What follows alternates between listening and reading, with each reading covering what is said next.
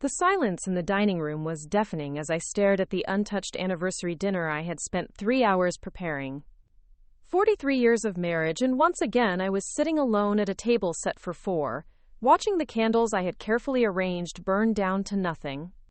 The lobster thermidor was getting cold, the champagne was losing its fizz, and my heart was breaking for the 5th year in a row. Before we jump back in, tell us where you're tuning in from, and if this story touches you, make sure you're subscribed, because tomorrow I've saved something extra special for you. My name is Queenie Washington, and at 67 years old I had finally reached my breaking point. Not because of the forgotten dinner, though that stung enough. Not because my husband Marcus had once again prioritized his golf tournament over our anniversary, though that hurt too. The real breaking point came when I heard my daughter Jasmine laughing on the phone in the next room, telling her friend how Mom always makes such a big deal about random dates, and how she needs to get over herself and realize we all have more important things going on. Random dates. Our wedding anniversary was a random date. I looked down at the diamond bracelet I had bought for myself earlier that week. The one I had planned to tell Marcus was from him to save face with the family, just like I had done for the past several anniversaries. The weight of that small deception, that quiet protection of everyone else's feelings while mine were trampled, suddenly felt unbearable.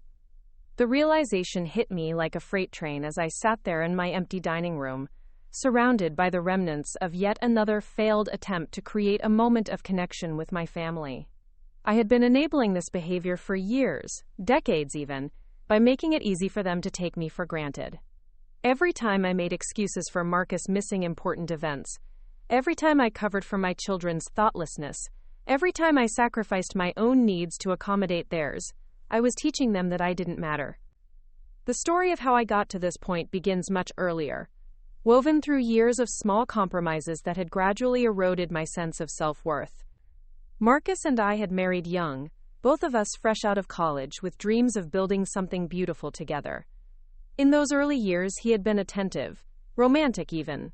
He remembered not just our anniversary, but the anniversary of our first date, the day he proposed, even the day we first said "I love you" to each other. But somewhere along the way, life had gotten in the way.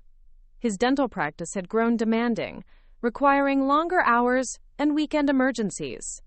The children had arrived, bringing with them the beautiful chaos of sleepless nights, school events, and endless needs that somehow always fell to me to manage.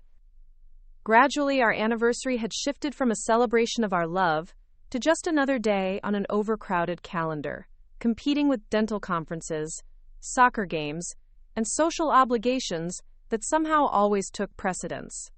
I had adapted, as women of my generation often did.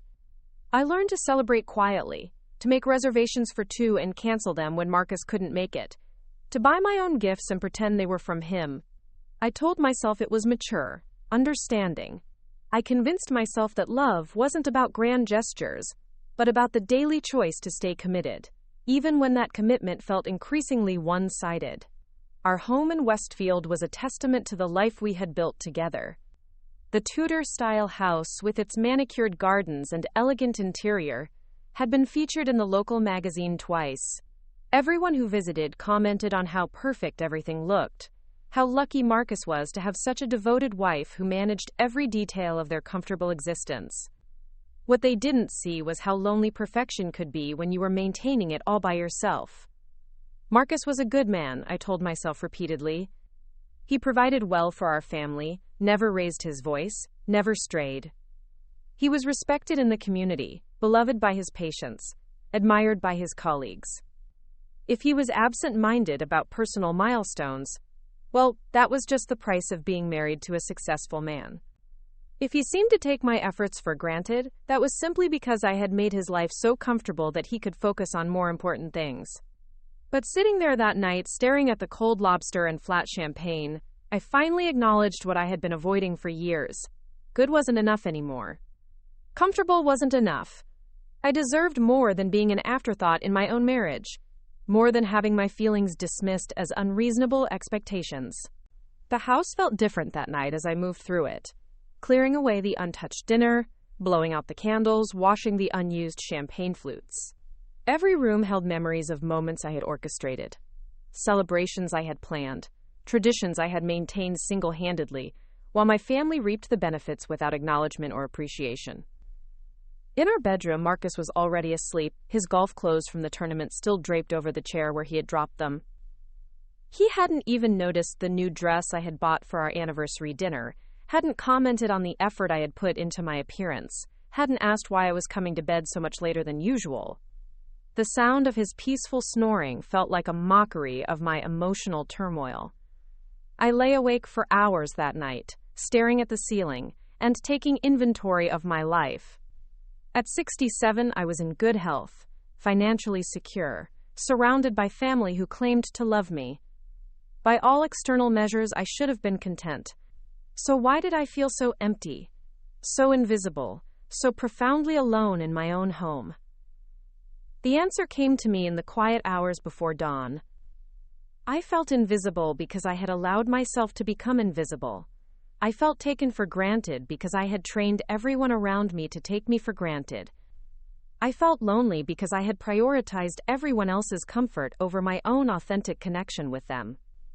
Jasmine and her brother Trevor were both in their 30s now, successful in their careers, married with children of their own. Yet they still turned to me for financial support, emotional labor, and practical help, while treating me like a convenience, rather than a person deserving of respect and consideration. When was the last time either of them had asked about my dreams, my interests, my feelings about anything beyond how I could serve their needs? The college loans were a perfect example of this dynamic. Both children had attended expensive private universities, accumulating significant debt that Marcus and I had gradually taken over paying. It had started as temporary help during their early career years, but somehow had become a permanent arrangement. Jasmine's monthly payment was $800. Trevor's was just over $1,000. For the past 8 years, I had faithfully transferred these amounts from our account to their loan servicers, never missing a payment, never asking them to contribute. They never thanked me for these payments. They never acknowledged the sacrifice Marcus and I were making to keep their credit scores pristine while we delayed our own retirement plans. They simply expected it, the same way they expected me to remember every birthday, every school play, every important moment in their lives, while they couldn't be bothered to remember the day their parents got married. The morning after our forgotten anniversary, I woke with an unusual sense of clarity. The hurt was still there, but it was accompanied by something else, something that felt almost like relief. I had finally seen the situation clearly, without the filter of excuses and rationalizations I had been using to protect everyone's feelings but my own. Marcus was already gone when I came downstairs, off to an early patient consultation. He had left his coffee mug in the sink, his newspaper scattered across the kitchen table, his reading glasses abandoned on the counter. The small messes that I usually cleaned up automatically felt different this morning, more noticeable, more symbolic of the one-sided nature of our relationship. I made myself a proper breakfast for the first time in months, sitting at the kitchen table with my coffee and toast, looking out at the garden I had planted and maintained for decades. The roses were blooming beautifully, a testament to years of careful tending. I wondered when Marcus had last noticed them, when either of my children had commented on the beauty I worked so hard to create and maintain. My phone buzzed with a text from Jasmine. "Mom, can you watch the kids Saturday? Jeremy got tickets to that new show downtown." No greeting, no pleas, certainly no apology for missing our anniversary or even acknowledgement that it had passed. Just another request for my time and energy, offered with the casual assumption that I had nothing better to do than provide free childcare. For the first time in years, I typed back a single word, no. The response came quickly. "What do you mean no? You never have plans on Saturdays." I stared at that message for a long time, absorbing the casual dismissal of my autonomy, the assumption that my time was available for their use simply because I hadn't explicitly scheduled other activities. When had I taught them that my life was so empty, so devoid of purpose beyond serving their needs? "I mean, no, I'm not available," I replied, then turned off my phone. The silence in the house felt different after that exchange. Not lonely, but peaceful. I spent the morning reading. something I rarely had time for between managing everyone else's schedules and needs. I made myself a proper lunch and ate it slowly, savoring both the food and the quiet. When Marcus called around noon, I let it go to voicemail. His message was brief and distracted. "Hey Queenie, just checking in, running late tonight, dinner meeting with the Patterson referral." Don't wait up. No mention of our anniversary, no acknowledgement of the dinner I had prepared the night before, no curiosity about how I was feeling or what I might be doing with my day. I played the message 3 times, each repetition crystallizing something important in my mind. This wasn't just about forgotten anniversaries or missed dinners. This was about a fundamental lack of consideration, a taking for granted that had become so complete that my husband didn't even think to check on me after such an obvious oversight. That afternoon, I did something I hadn't done in years. I called my best friend from college, Patricia, who lived across the country in Portland. We had maintained sporadic contact over the decades, exchanging Christmas cards and brief updates, but we hadn't had a real conversation in far too long. "Queenie Washington," Patricia's voice was warm with surprise and delight. "What a wonderful surprise. How are you, honey?" The simple question, asked with genuine interest and affection, nearly brought me to tears. When was the last time someone had asked how I was and waited for a real answer? "I'm not sure," I said honestly. "I think I might be having some kind of life crisis." Patricia, bless her, didn't laugh or dismiss my feelings. Instead, she settled in for a real conversation, the kind I realized I had been starving for without even knowing it. I found myself telling her about the forgotten anniversaries, the endless request for money and time, the feeling of being invisible in my own life. "Oh, honey," Patricia said when I finished. "How long has this been going on?" "Years," I admitted. "Decades, really. But it's gotten worse as the kids have gotten older. Instead of becoming more independent, they seem to expect more from me, not less. And Marcus doesn't see the problem?" I was quiet for a moment, considering. I don't think Marcus sees me at all anymore, not really. I think he sees the role I play, the functions I perform, but not me as a person with feelings and needs of my own. Patricia was silent for a moment, and I could hear her processing this. "Queenie, can I ask you something? When was the last time you did something just for yourself? Something that brought you joy that wasn't about taking care of someone else?" The question hung in the air between us, and I realized with a shock that I couldn't answer it. I couldn't remember the last time I had pursued my own interests, followed my own curiosities, made choices based solely on what would make me happy. "I don't remember," I said quietly. "Oh, sweetheart," Patricia's voice was full of compassion. "You've lost yourself somewhere along the way, haven't you?" That night, Marcus came home after 10, smelling of wine and expensive cologne from whatever restaurant had hosted his dinner meeting. He found me in the living room, reading by lamplight, still in the dress I had worn to our forgotten anniversary dinner. "You're up late," he said, loosening his tie. "Good meeting?" I looked up at him, this man I had loved for over 4 decades, and saw a stranger. Not because he had changed, but because I was finally seeing him clearly, without the filter of my own desperate need to believe he cared more than his actions demonstrated. "How was your tournament yesterday?"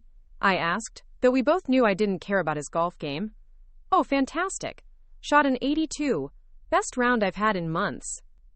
Patterson was there, actually, which is how we ended up setting up tonight's meeting. Funny how things work out.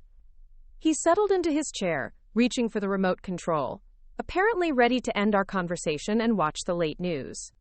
No mention of our anniversary, no curiosity about how I had spent my day, no acknowledgement that anything was different or wrong. "Marcus," I said quietly. He was already scrolling through channels. "Do you know what yesterday was?" He paused, remote in hand, and I watched his face carefully.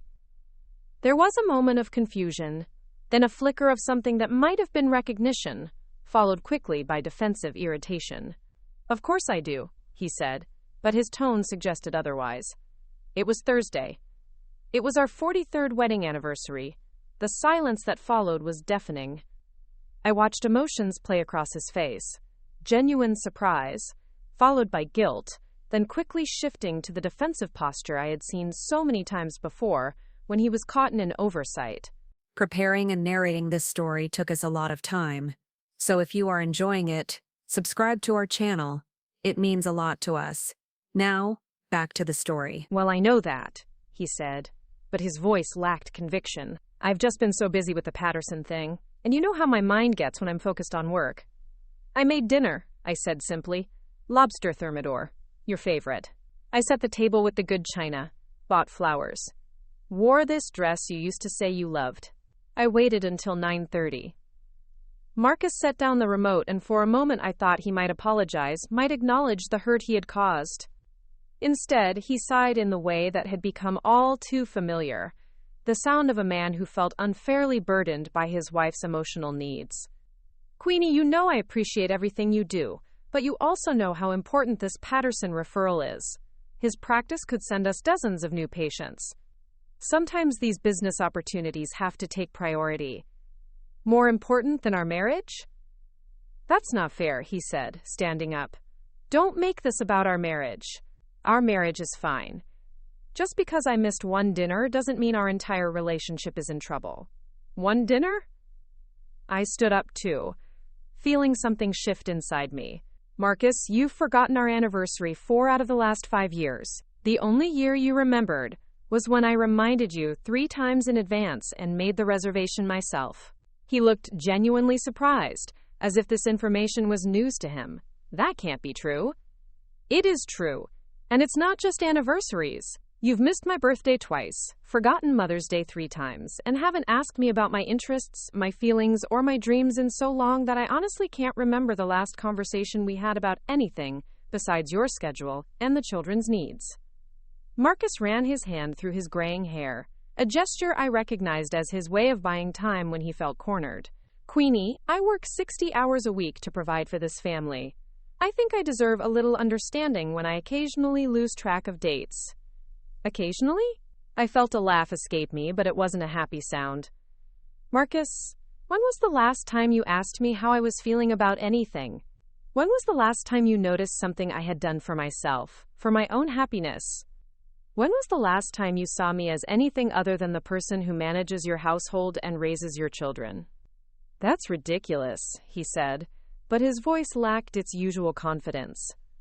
"Of course I see you. We live together, for God's sake." "Living together isn't the same as seeing each other," I said quietly. "And I'm not sure you've really seen me in years." He stared at me for a long moment, and I could see him struggling with something. Part of me hoped he would finally understand, would finally see what I was trying to tell him. Instead, he shook his head and headed toward the stairs. "I don't know what's gotten into you lately, but I'm too tired for this kind of drama. We can talk about it tomorrow when you're feeling more reasonable." Drama. Unreasonable. The dismissive words hung in the air after he left, crystallizing everything I had been trying to explain. Even now, faced with my direct and honest communication about feeling neglected and invisible, he couldn't hear me. My feelings were drama. My needs were unreasonable demands. My pain was an inconvenience to be managed, rather than a problem to be solved. I sat back down in my chair, but I didn't pick up my book. Instead, I sat in the quiet house, feeling something fundamental shifting inside me. The hurt was still there, but it was being joined by something else, something that felt like strength. The next morning brought another text from Jasmine, more insistent this time. "Mom, I really need you to watch the kids Saturday. I already told Jeremy you'd do it. Please don't be weird about this." Weird.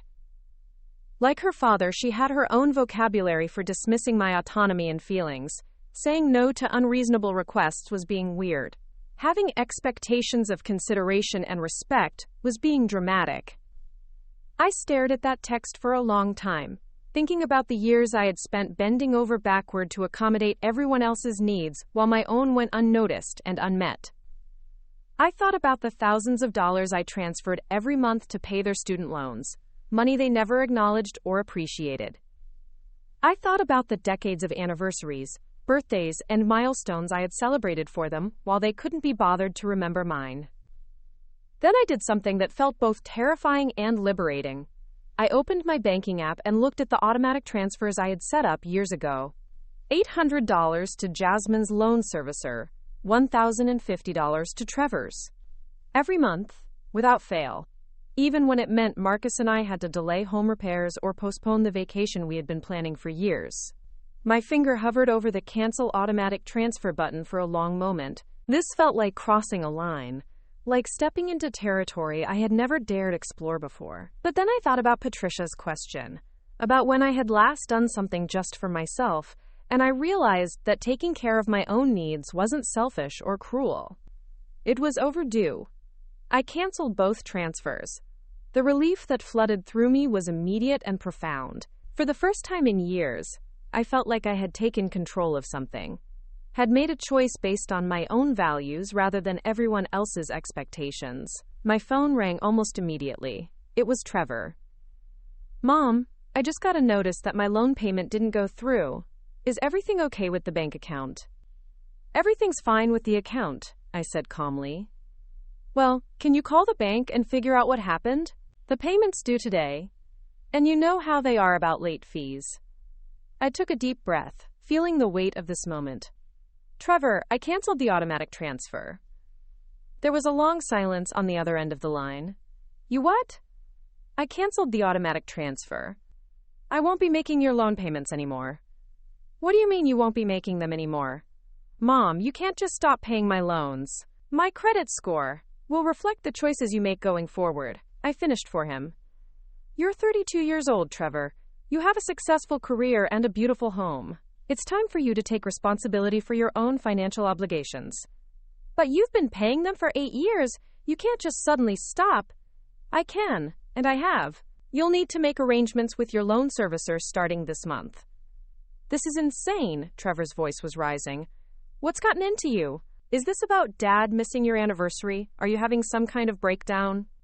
There it was again. The immediate assumption that my actions were irrational, that my decision to stop sacrificing my own financial security for his convenience must be the result of some emotional instability, rather than a reasonable choice made by a competent adult. "This isn't about your father," I said, though that wasn't entirely true.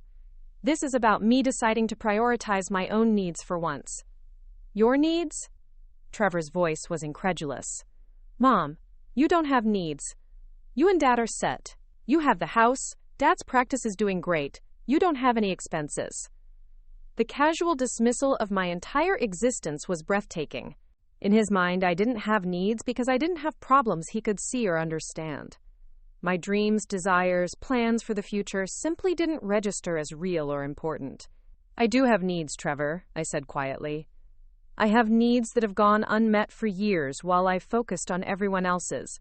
That's going to change." "What needs?" he demanded, as if challenging me to justify my right to have personal desires or goals. "That's not really your concern," I said, and realized as I said it that this was true. My needs, wants, and dreams were not subject to my adult children's approval or understanding. "You need to focus on your own responsibilities now." I hung up before he could respond, my heart pounding but my resolve steady. Within minutes, my phone was buzzing with texts from both children, increasingly frantic and accusatory. I read them all, each message a masterclass in emotional manipulation and selfish entitlement, then I turned off my phone. The house felt different in the silence that followed. Not empty, but peaceful. For the first time in years, I had acted on my own behalf, had made a decision that prioritized my own well-being over everyone else's comfort. It felt revolutionary. Marcus came home early that day, his face tight with concern and irritation. "Queenie, what's this about you stopping the kids' loan payments?" Trevor called me at work, completely frantic. I told him exactly what happened, I said, not looking up from the book I was reading. "I canceled the automatic transfers." "Without discussing it with me?"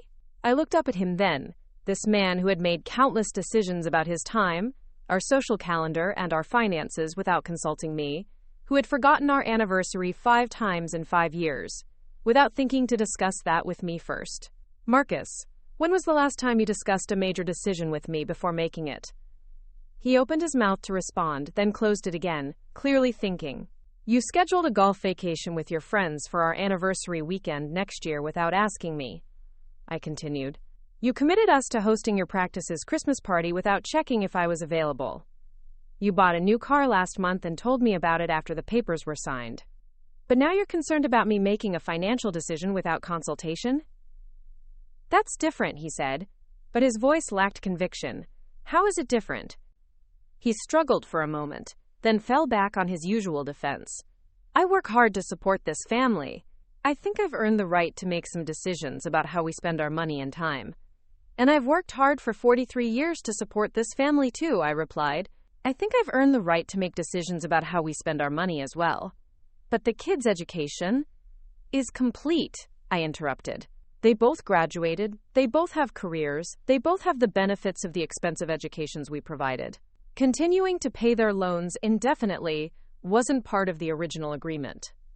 Marcus sat down heavily, and I could see him struggling to process this new version of his wife. One who made independent decisions and stood by them even when they created inconvenience for others. So what happens now? He asked. Now they learn to manage their own finances like the adults they claim to be, I said simply. They're going to be furious. They already are furious, I pointed out. But their anger doesn't change the rightness of the decision.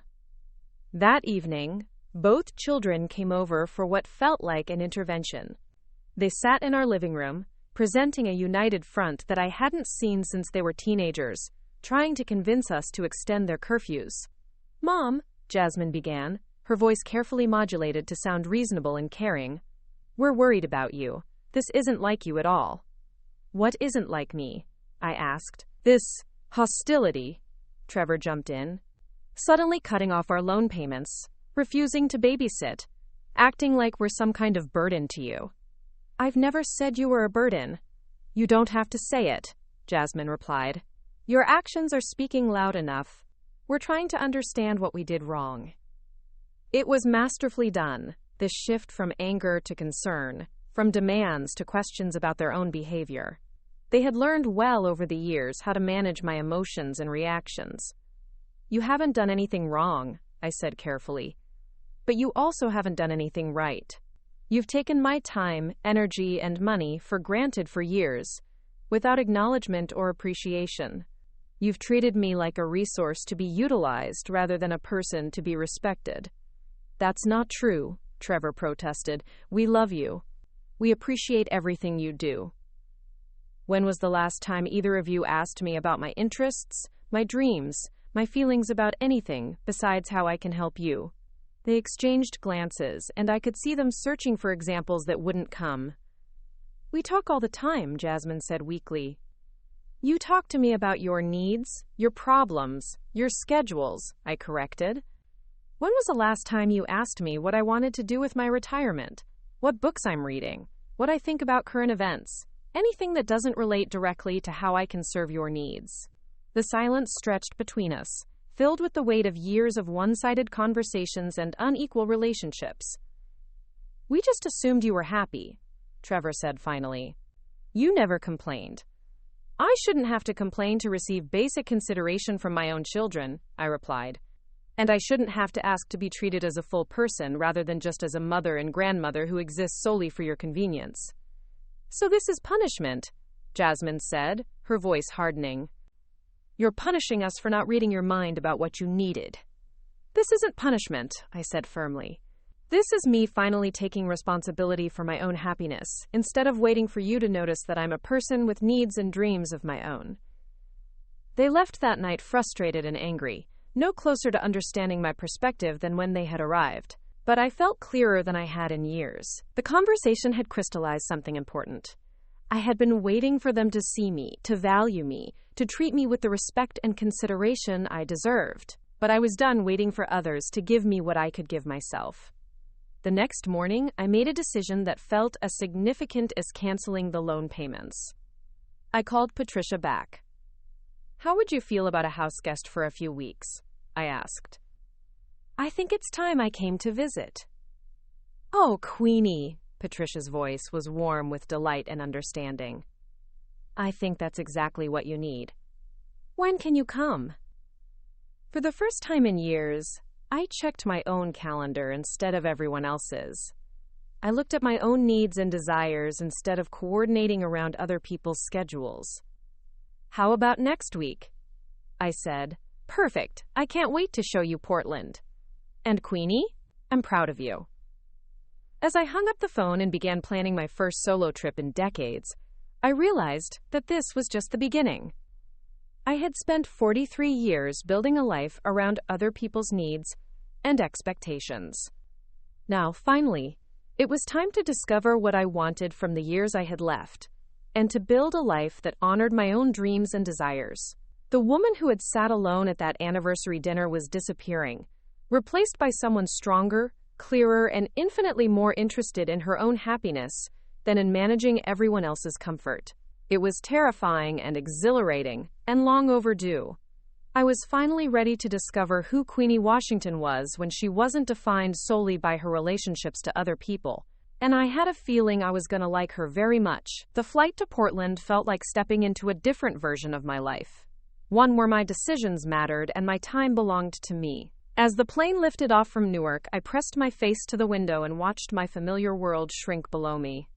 Somewhere down there, Marcus was probably just discovering the note I had left on the kitchen counter, explaining that I would be gone for 3 weeks and that he would need to manage his own meals and schedule. I had never left him a note like that before. In 43 years of marriage, every trip I had taken had been carefully coordinated around his needs, his schedule, his comfort. Even my rare girls' weekends had been planned months in advance, with detailed instructions for everything from where to find the spare house keys to what temperature he preferred his morning coffee. This time I had simply written, "Gone to visit Patricia in Portland. Back in 3 weeks. There's food in the freezer. Your dry cleaning is ready for pickup on Thursday. Take care of yourself." The simplicity of it felt revolutionary. Patricia met me at baggage claim with a smile that could have powered the entire airport. She looked wonderfully the same, yet completely different from the young woman I remembered from college. Her hair was silver now, cut in a stylish bob that framed her face beautifully. She wore flowing linen pants and a bright turquoise top that made her eyes sparkle, and there was something about her posture, her expression, that spoke of a woman completely comfortable in her own skin. "Queenie Washington," she said, pulling me into a warm embrace. "Look at you, taking off across the country like some kind of adventurer." "I'm not sure what I am right now," I admitted as we walked toward her car. "But I'm figuring it out." Portland was a revelation. Patricia's house was a charming craftsman bungalow in the Alberta Arts District, painted a cheerful yellow with window boxes full of flowers I couldn't name. The interior was eclectic and personal, filled with art from local artists, books stacked on every surface, and plants that seemed to thrive in the Pacific Northwest light streaming through generous windows. "It's beautiful," I said, setting down my suitcase in the guest room she had prepared for me. "It's so you," Patricia laughed. "It took me about 10 years after my divorce to figure out what me actually looked like in terms of living space. Turns out I love color and chaos and things that make me smile, even if they don't match." Divorce. I had forgotten that Patricia had left her marriage 15 years ago, something that had seemed scandalous and frightening to me at the time. Looking at her now, surrounded by the life she had built entirely according to her own preferences, I wondered what I had been so afraid of. That first evening, we sat on her back deck with glasses of Oregon wine, watching the sunset paint the sky in shades of pink and gold. The air smelled of jasmine and possibility, and for the first time in months, I felt my shoulders truly relax. "Tell me about him," Patricia said gently. "You're Marcus. What's he really like?" I considered the question seriously, trying to separate the man I had married from the husband he had become, or perhaps the husband I had allowed him to become through my own accommodations and compromises. "He's not a bad man," I said finally. "He's never been cruel or abusive. He works hard. He's respected in his community. He's never cheated or gambled or done any of the dramatic things that would give me clear grounds for complaint. But somewhere along the way, I became invisible to him, not just my needs or wants, but me as a person. I don't think he sees me as anything more than the woman who manages his household and raised his children. I'm not sure he even knows who I am anymore, beyond those roles. Patricia nodded thoughtfully. That's a particular kind of loneliness, isn't it? Being unseen by the person who's supposed to know you best. Exactly. The relief of being understood was overwhelming. And the worst part is that I participated in my own disappearance. Every time I said it's fine when it wasn't fine, every time I made excuses for his inattention, every time I prioritized his comfort over my own needs, I was teaching him that I didn't matter. What about your children? Are they like their father?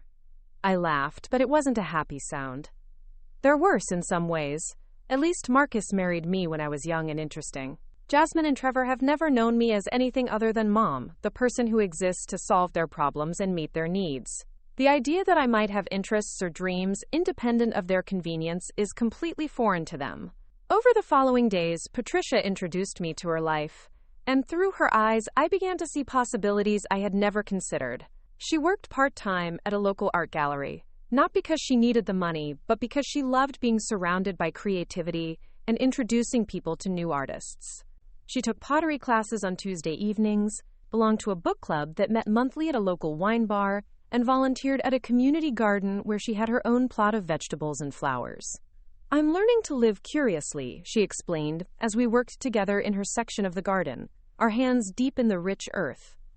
I ask myself what sounds interesting, what I'd like to try, what would bring me joy. Then I just do it. Isn't that selfish? I asked, voicing the concern that had been drilled into me over decades of putting everyone else first. Patricia sat back on her heels and looked at me seriously. Queenie, honey, what's selfish about living fully? What's selfish about being engaged with life? About contributing your unique gifts to the world? About being the kind of person others enjoy being around because you're genuinely happy and fulfilled? But what about obligations, responsibilities to family? What about them?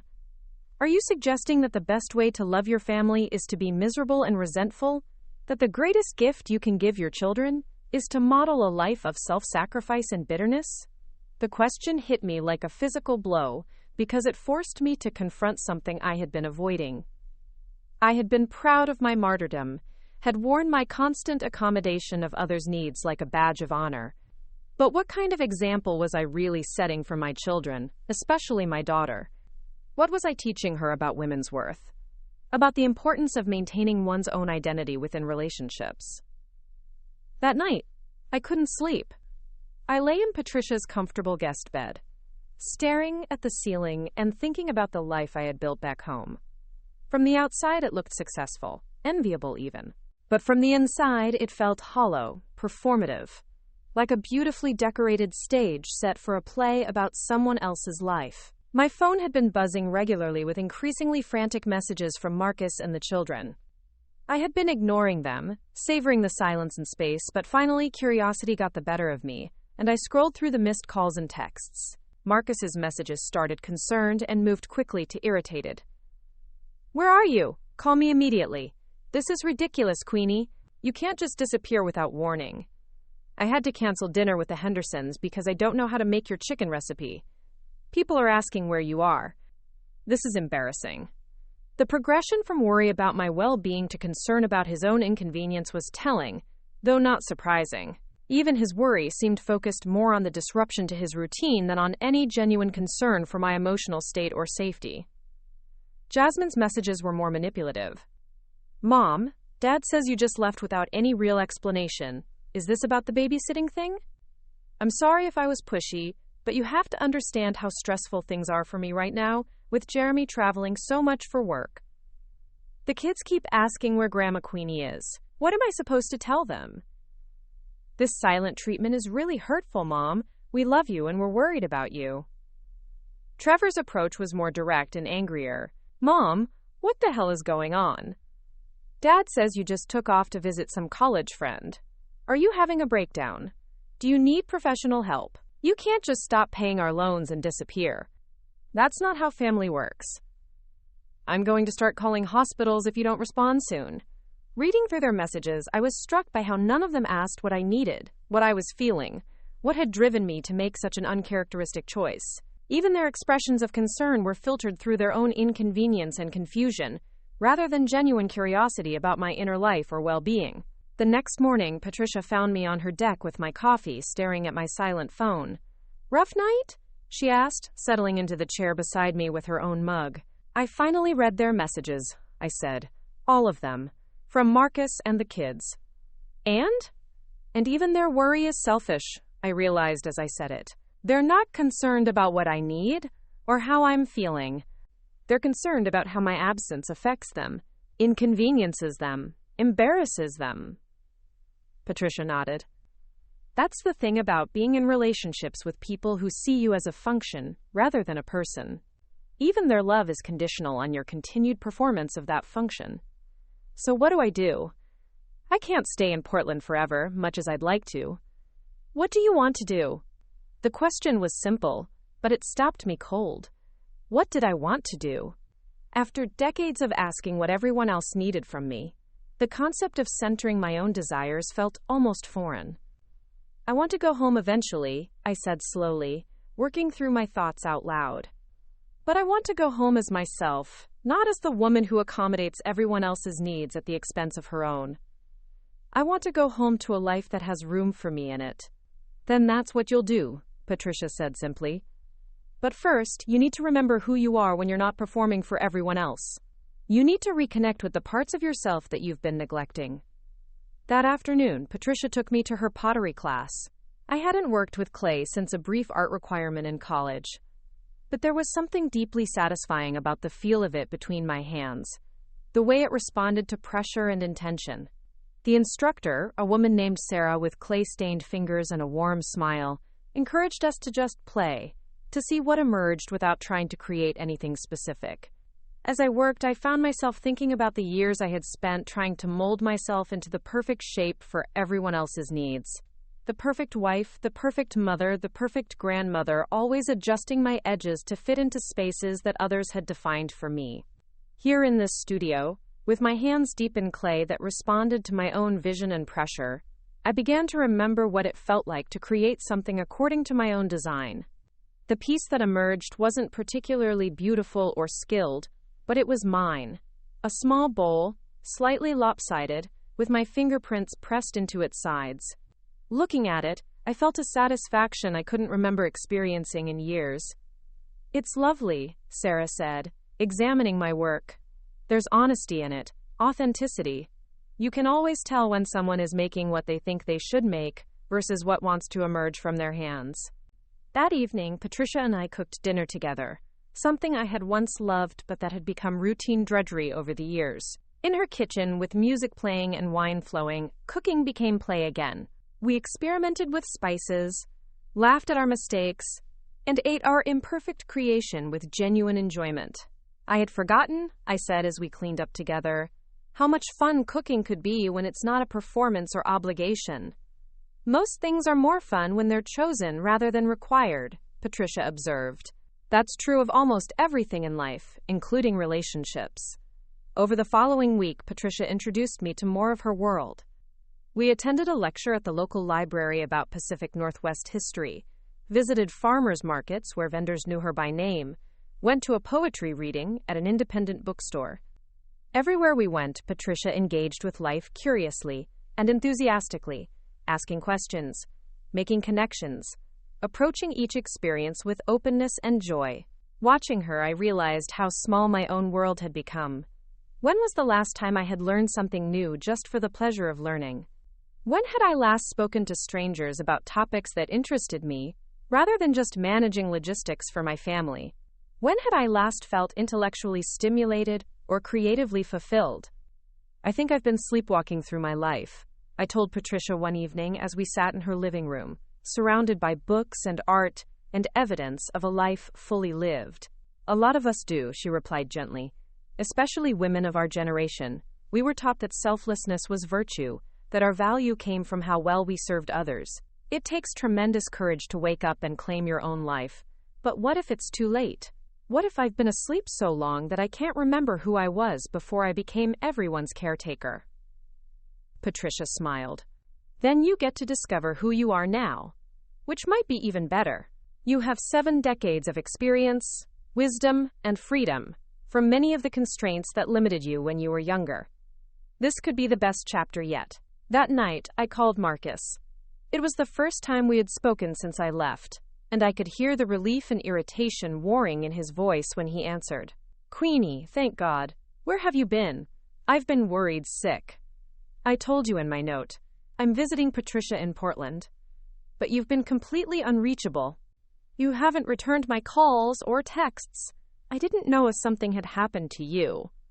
Nothing happened to me, Marcus. I just needed some space to think. Think about what? What's there to think about that requires you to disappear across the country without any real warning? I took a deep breath, centering myself in the clarity I had found over the past week. I needed to think about what I want from the rest of my life, about whether the relationships I have been pouring all my energy into are actually nourishing me in return. There was a long silence on the other end of the line. I don't understand what you're talking about. Are you having some kind of midlife crisis? I'm 67, Marcus. If I'm having a crisis, it's not midlife. You know what I mean. This isn't like you, Queenie. Running off, canceling the kids' loan payments, refusing to babysit. It's like you've become a completely different person. Maybe I have, I said quietly. Maybe I needed to become a different person, because the person I was wasn't working anymore. What's that supposed to mean? You have a beautiful life. We have a beautiful life together. What more could you possibly want? The question hung between us, loaded with 43 years of assumptions and expectations. What more could I want, indeed? I had a comfortable home, financial security, grown children, grandchildren who loved me. By most measures, I was fortunate beyond belief. I want to matter, Marcus, I said finally. I want to be seen and valued as a complete person, not just as the woman who manages your household and accommodates everyone else's needs. I want to feel like my thoughts and feelings and dreams are important to the people I love. Of course you matter. That's ridiculous. Why would you even think that? When was the last time you asked me what I was reading? The question seemed to catch him off guard. What? When was the last time you asked me what I was reading? Or what I thought about something happening in the world? Or what I wanted to do with my retirement? Or anything about my inner life that doesn't relate to how I can serve your needs? The silence stretched between us, and I could practically hear him searching his memory for examples that wouldn't come. We talk all the time, he said weakly. We coordinate all the time, I corrected. You tell me about your schedule, your patience, your concerns about work. I tell you about the house, the children's needs, social obligations. But when do we actually talk about ideas, dreams, feelings, the things that make us who we are as individuals? I don't know what you want from me, Queenie. I work 60 hours a week. When I come home, I'm tired. I don't have energy for deep philosophical conversations every night. I'm not asking for deep philosophical conversations every night. I'm asking to be treated like a person whose thoughts and feelings matter to you. I'm asking for the basic consideration and interest that you show to your golf partners and dental colleagues. Another long silence. Then, in a voice that was smaller and more uncertain than I had heard from him in years, what do you want me to do? The question was a small opening, but it was more than he had offered before. For a moment, I felt hope rising in my chest. Then I realized that even this question was focused on what he could do to fix the problem, to manage my discontent, rather than on genuinely understanding my experience or examining his own behavior. I want you to want to know me, I said simply. I want you to be curious about who I am, what I think, what brings me joy. I want you to see me as a complete person rather than just as your wife who takes care of things. But I do see you, he protested, though his voice lacked conviction. Marcus, what book am I reading right now? Silence. What did I do yesterday afternoon? More silence.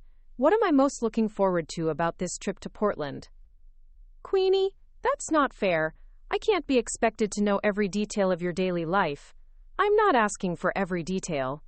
I'm asking for any detail that shows you see me as a person with interests and experiences beyond my usefulness to you. The conversation ended with Marcus promising to work on being more attentive, and me promising to, quote, think about coming home soon. But, as I hung up, I felt more discouraged than hopeful. His responses had confirmed what I already suspected. He didn't actually understand what I was asking for, and more troubling, he didn't seem particularly interested in understanding. The next morning brought a call from Jasmine that was equal parts guilt trip and manipulation. Mom, I don't know what Dad said to upset you, but you can't punish all of us for his mistakes. The kids are asking for you constantly, and I don't know what to tell them. Tell them I'm visiting an old friend, and that I'll see them soon. But when? This open-ended absence is really hard on everyone. And Mom, about the loan payments. I know you're angry, but my credit score is going to be ruined if I can't make this month's payment. Jasmine, you're 35 years old with a successful career. If you can't make a loan payment, you need to contact your servicer and work out a payment plan or forbearance. This is a basic adult responsibility. But you've been paying it for years. I planned my budget around not having that expense. You can't just suddenly change the rules without warning.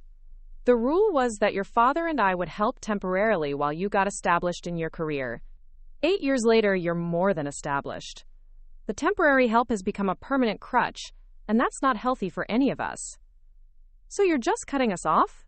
After everything we've been through as a family? I'm not cutting you off. I'm stopping one specific form of financial support that was supposed to be temporary. You're still my daughter. I still love you. And I'm still here for genuine emergencies and important moments in your life. This feels like punishment, Mom. Like you're trying to hurt us because Dad forgot your anniversary. The casual dismissal of my pain as being about one forgotten anniversary rather than years of feeling invisible and taken for granted was both predictable and heartbreaking. This isn't about your father forgetting one anniversary, Jasmine. This is about me recognizing that I've been giving so much of myself to everyone else that I've lost track of who I am.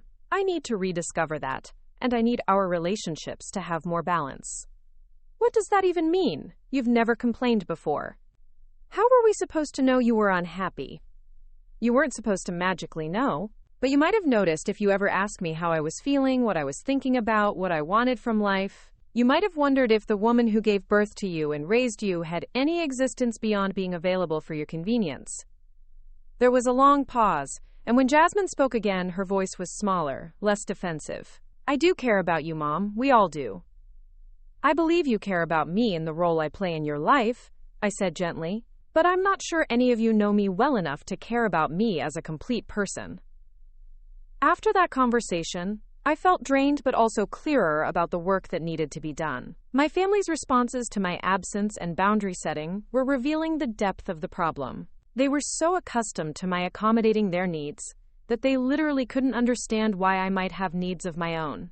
Patricia found me sitting quietly in her garden that afternoon, processing the difficult conversations with my family. How are you feeling about all of it? She asked, settling beside me on the wooden bench she had built herself. Sad, I said honestly, and guilty, which I know is irrational, but I can't seem to shake. And also, lighter? Like I'm finally telling the truth about something I've been hiding from myself for years. Change is always hard, especially when it disrupts other people's comfort zones. The people who benefit from your self-sacrifice aren't going to cheer when you stop sacrificing yourself. Do you think they'll ever understand? Do you think it's possible to rebuild these relationships on healthier terms? Patricia was quiet for a moment, considering. Some relationships can evolve and grow stronger through this kind of change. Others, well, some relationships only work when one person is diminishing themselves to accommodate the other. The real test is whether they're willing to know and love the whole you, not just the parts that serve their needs. That evening, as I helped Patricia prepare dinner for a few of her local friends who were coming over, I found myself thinking about the person I was becoming. Here in her kitchen, chopping vegetables and laughing at her stories, I felt more like myself than I had in years. I was curious about her friends, excited to meet them, engaged with the conversation and the moment in a way that felt authentic and joyful. When her friends arrived, I was struck by the easy warmth of their interactions. These were people who had chosen each other, who enjoyed each other's company not out of obligation but out of genuine affection and shared interests. They asked me thoughtful questions about myself, my trip, my impressions of Portland. They listened to my answers with real attention and responded with curiosity and insight. At one point during the evening, a woman named Carol asked me what I was most looking forward to about the rest of my stay in Portland. It was such a simple question, but it struck me that it was the first time in months that anyone had asked me what I was looking forward to, what I wanted, what would bring me joy. I think I'm most looking forward to continuing to remember who I am, I said, surprising myself with the honesty of the answer. I've spent so long being what everyone else needed me to be that I'd forgotten I had preferences and desires of my own. The understanding nods around the table told me I wasn't alone in this experience. These women, all in their 60s and 70s, had clearly done their own work of reclaiming themselves from the roles and expectations that had been placed upon them. As the evening wound down and Patricia's friends prepared to leave, Carol handed me her card. I lead a women's discussion group that meets twice a month, she said. We talk about books, life transitions, finding ourselves in this stage of life. You'd be welcome to join us while you're here, if that sounds interesting. Standing in Patricia's doorway, saying goodbye to these warm, intelligent women who had welcomed me so easily into their circle, I felt something I hadn't experienced in years. The excitement of new friendships, new ideas, new possibilities for connection that weren't based on what I could provide for others. That night, as I prepared for bed in Patricia's peaceful guest room, I realized that something fundamental had shifted during my time in Portland. I wasn't just visiting an old friend or taking a break from my responsibilities. I was actively remembering how to live as a complete person, how to engage with life curiously and joyfully, how to form relationships based on mutual interest and respect rather than obligation and function. The woman who would eventually return to New Jersey would be different from the one who had left. The question was whether the life waiting for me there had room for this more complete version of myself, or whether I would need to create an entirely new life to accommodate the person I was becoming. As I drifted off to sleep, I felt both excited and apprehensive about what that discovery would bring. The third week of my stay in Portland brought unexpected visitors. I was sitting in Patricia's garden, sketching the flowers we had planted together, when her doorbell rang with an urgency that made us both look up from our books. Through the front window, I could see a familiar silhouette on the porch, and my heart sank even as my resolve strengthened. Marcus had come to retrieve me. Well, Patricia said quietly, observing my expression. I suppose this was inevitable. Marcus looked older than I remembered, more tired, with lines around his eyes that seemed deeper than when I had left 3 weeks ago. He wore his traveling clothes, the navy blazer and khakis he always chose for flights, and carried a small, overnight bag that suggested he expected this to be a brief intervention before we both returned home together.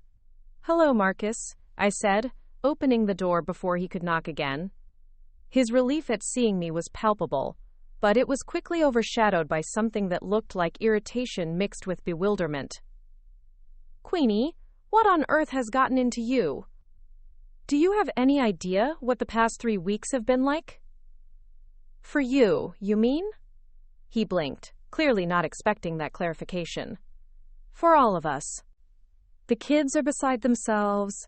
I've been trying to manage everything at home. People keep asking where you are. This has gone on long enough.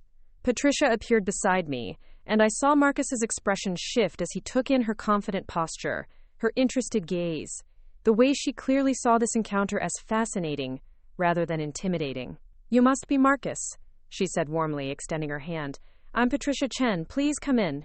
The next hour was one of the most surreal of my life. Marcus sat in Patricia's living room, clearly uncomfortable with the colorful artwork and unconventional furniture arrangement, trying to convince me to return home immediately while Patricia and I calmly explained that I was exactly where I needed to be. Queenie, you're my wife, he said at one point, his voice carrying the tone of a man who expected that statement to settle the matter. Your place is at home, with your family. My place, I said carefully, is wherever I choose to be. And right now I choose to be here, finishing this visit and this process of rediscovering who I am outside of my roles as wife and mother. What process?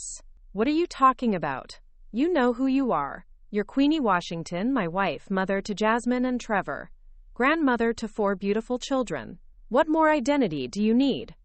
The question revealed so much about how he saw me, how he had always seen me. In his mind, I was complete when defined by my relationships to others. The idea that I might have interests, dreams, or aspects of personality that existed independently of my service to my family was genuinely foreign to him. Marcus, Patricia interjected gently, when was the last time you asked Queenie what she was thinking about, what she was curious about, what she hoped for in her retirement years? He turned to her with barely concealed irritation. I don't know who you are or what role you think you're playing in my marriage, but this is between me and my wife. Actually, I said, feeling something crystallize inside me. Patricia is my friend, and this conversation is happening in her home because I invited it to happen here. If you want to talk to me, you'll do it respectfully and include her in the conversation. Marcus stared at me as if I had spoken in a foreign language. In 43 years of marriage, I had never directly contradicted him in front of another person, never insisted on my own preferences when they conflicted with his comfort, never put a friendship before his wishes. Fine, he said tightly. Patricia, when was the last time I asked my wife what she was thinking about? I ask her things all the time. We talk every day. What did you talk about yesterday? Patricia asked with genuine curiosity. Marcus straightened, clearly feeling he was on solid ground. We talked about the Henderson referral, about whether I should accept the speaking engagement in Chicago next month, about the problem with the pool filter, about Jasmine's issues with her babysitter. And what did Queenie contribute to those conversations? Patricia continued. She gave me advice about the referral, helped me think through the Chicago trip, said she'd call the pool company, offered to help Jasmine find a new babysitter. He looked between us triumphantly. See? We communicate all the time. But Marcus, I said softly, in all of those conversations, what did you learn about me? What did you discover about my thoughts, my feelings, my interests, my dreams? The silence that followed was deafening. I watched him replay our recent interactions, and I could see the moment he realized that every conversation had been about him and his needs, with me serving as advisor, problem solver, and facilitator. That's not how marriage works, he said weakly. Marriage is about partnership, about working together to solve problems and manage life. Whose problems? Patricia asked gently. Whose life? Marcus's face flushed red. I provide for this family. I work 60 hours a week so Queenie can have a beautiful home, financial security, everything she could want. I think that earns me some consideration when I need to discuss work issues or family concerns. Of course it does, I agreed. And I've given you that consideration for 4 decades. But somewhere along the way, our conversations became entirely one-sided. You share your concerns, and I help you solve them. You discuss your decisions, and I support them. You talk about your work, your interests, your social obligations, and I facilitate them. But when do we talk about mine? What interests? The question came out before he could stop it, and I saw him wince as he realized how it sounded. Exactly, I said quietly. You don't know what my interests are because you've never asked. You don't know what I think about current events, what books I'm reading, what I hope to do with the next 20 years of my life, because those things have never seemed important enough to you to inquire about. Marcus was quiet for a long moment, and I could see him struggling with something. Part of me hoped he was finally beginning to understand, finally seeing me as a complete person rather than just as his supportive wife. When he spoke again, his voice was smaller, more uncertain than I had heard it in years. What do you want from me, Queenie? What do you need me to do differently? It was the same question he had asked during our phone conversation, and once again I felt both hope and frustration. He was still approaching this as a problem to be solved, rather than a fundamental shift in perspective to be embraced. I want you to be curious about me, I said. I want you to ask me questions because you genuinely want to know the answers, not because you're trying to fix something or manage my emotions. I want you to see me as a complete person with thoughts and dreams and opinions that matter, not just as the woman who makes your life comfortable. But I do see you that way. What's my favorite book? I asked suddenly. Silence.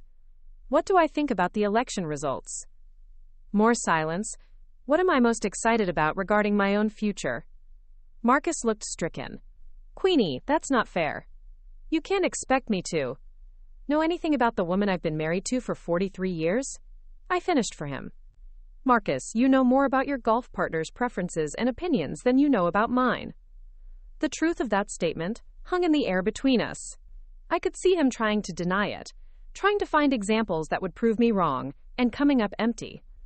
Patricia had been listening to this exchange with the careful attention of someone who understood exactly what was happening. Now she leaned forward slightly. Marcus, can I ask you something? When you decided to come to Portland to bring Queenie home, did you consider that she might have good reasons for being here? Did you wonder what she might be discovering about herself? What she might be enjoying about this experience? I thought she was having some kind of breakdown, he admitted. Running off without any real explanation, canceling the kids' loans, refusing to communicate. It seemed like she was acting irrationally. Irrationally, I repeated. Because I made decisions based on my own needs and preferences, rather than everyone else's convenience? Because you changed all the rules without warning. His voice rose slightly. For 43 years, we've had an understanding about how our marriage works, how our family operates. You can't just suddenly decide to be a completely different person. I'm not a completely different person, Marcus. I'm the same person I've always been. But I've been hiding parts of myself for so long that even I had forgotten they existed.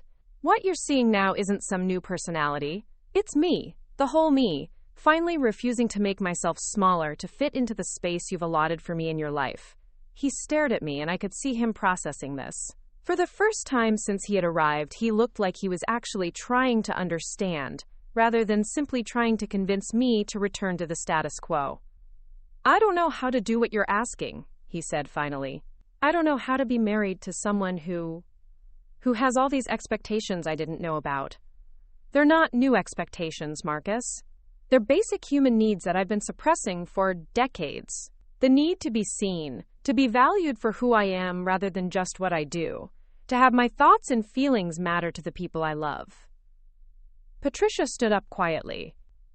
I'm going to make some tea and give you two some privacy to talk. She paused at the doorway. Marcus, for what it's worth, Queenie has been happier and more vibrant in the past 3 weeks than I've seen her since college. Whatever changes she's asking for, they're not about hurting you or your family. They're about her finally giving herself permission to exist fully. After Patricia left, Marcus and I sat in silence for several minutes. I could see him struggling with everything that had been said, trying to reconcile the woman sitting across from him with the wife he thought he knew. I feel like I don't know you anymore, he said finally. You never knew me, I replied, but not unkindly. You knew the version of me that accommodated your needs and preferences. You knew the wife and mother who made your life comfortable and convenient. But you never knew the woman who had thoughts and dreams and interests beyond those roles. I thought I was being a good husband. I provided well. I never cheated. I never raised my voice or treated you badly. You weren't a bad husband, Marcus. But you weren't a complete partner either. You were the beneficiary of my constant accommodation, but you never offered the same consideration in return. He was quiet again, and I could see him thinking. When he spoke, his voice was tentative, uncertain in a way I had rarely heard from him. What would it look like if we tried to do this differently? The question felt like a small miracle, the first sign that he might be willing to see me as something other than his supporting cast member. It would look like you being curious about me the way you are about your colleagues and friends. It would look like you asking my opinion not just when you need advice, but because you value my perspective. It would look like you noticing and appreciating the things I do, not just expecting them as your due. I do appreciate. When was the last time you thanked me for anything? I interrupted gently. When was the last time you noticed something I had done and commented on it positively? The silence stretched between us as he searched his memory and came up short. I guess I just assumed you knew I appreciated everything. Assumptions aren't enough, Marcus. After 43 years, I shouldn't have to guess whether my efforts are valued or even noticed. He nodded slowly, and I could see something shifting in his expression. What about the kids' loans? Couldn't we have discussed that before you just canceled them? We could have if we had the kind of marriage where my financial opinions mattered as much as yours. But you've made countless financial decisions over the years without consulting me. The difference is that those decisions never inconvenienced you. That's different. Those were investments, business decisions. And this was a personal decision about how I choose to spend my money and energy. Just as valid, just as much my right to make. Marcus was quiet for another long moment. Then, in a voice that was barely above a whisper, "Are you going to leave me?" The question hung in the air between us, loaded with 43 years of shared history and an uncertain future. I considered it seriously, not to torture him, but because it deserved an honest answer. "I don't know," I said finally. "I don't want to leave you, Marcus. I want to be married to a man who sees me and values me and treats me as an equal partner. If you can become that man, then no, I don't want to leave. But I won't go back to being invisible in my own marriage." "How long do I have to figure this out?" "This isn't a test with a deadline, Marcus. This is a fundamental shift in how we relate to each other. Either you want to know me and value me, or you don't. Either you're willing to see me as a complete person, or you're not. That's not something you can fake or perform temporarily."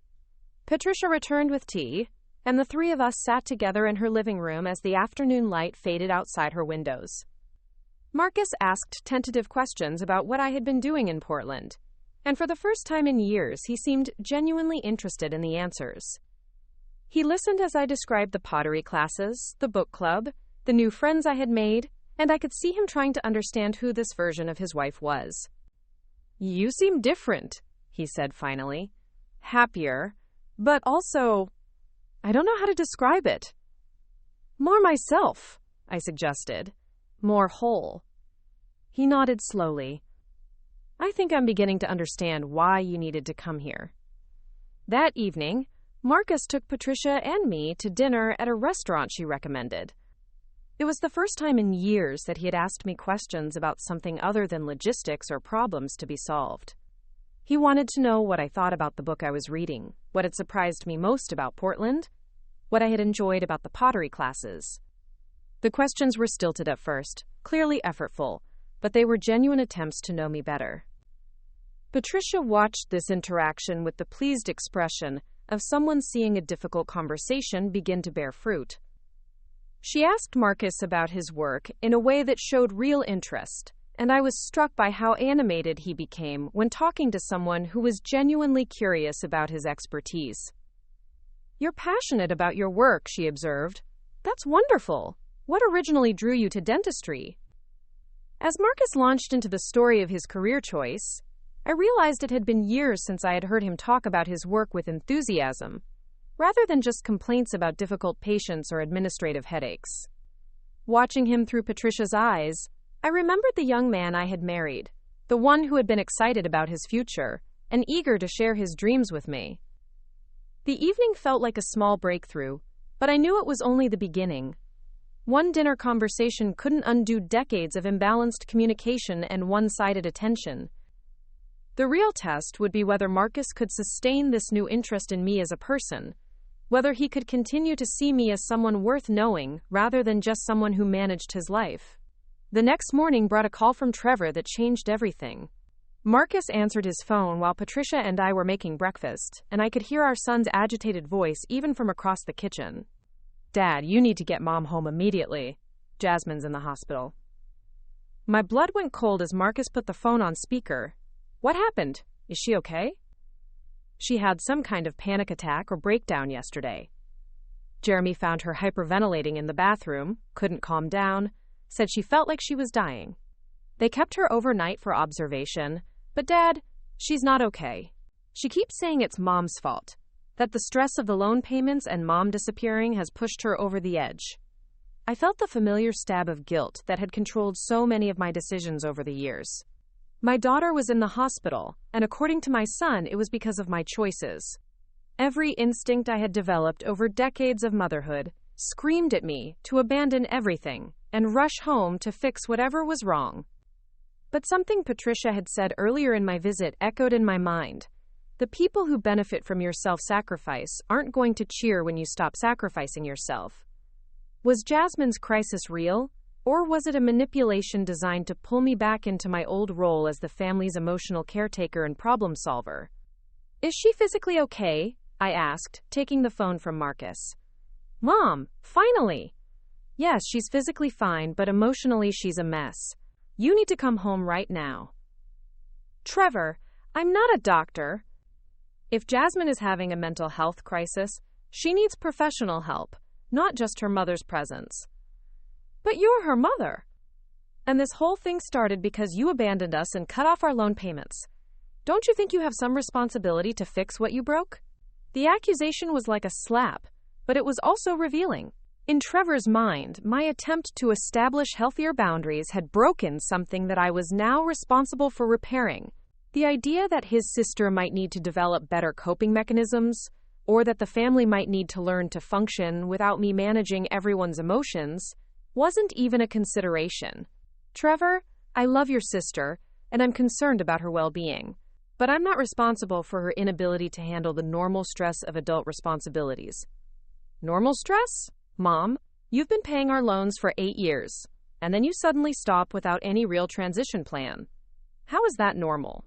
The abnormal part, I said carefully, was that I was still paying them after 8 years. You're both successful adults who should have been managing your own student debt long ago. So you admit this is your fault. I looked at Marcus, who was listening to this conversation with a troubled expression, and at Patricia, who was watching me with calm support. 3 weeks ago, I would have crumbled under this guilt trip, would have promised to come home immediately and resume all the financial and emotional support my children had come to expect. But the woman I was becoming had a different response. Trevor, I admit that I enabled your dependence on me for too long. I admit that I should have transitioned you both to financial independence years ago. But I don't admit that your sister's panic attack is my fault.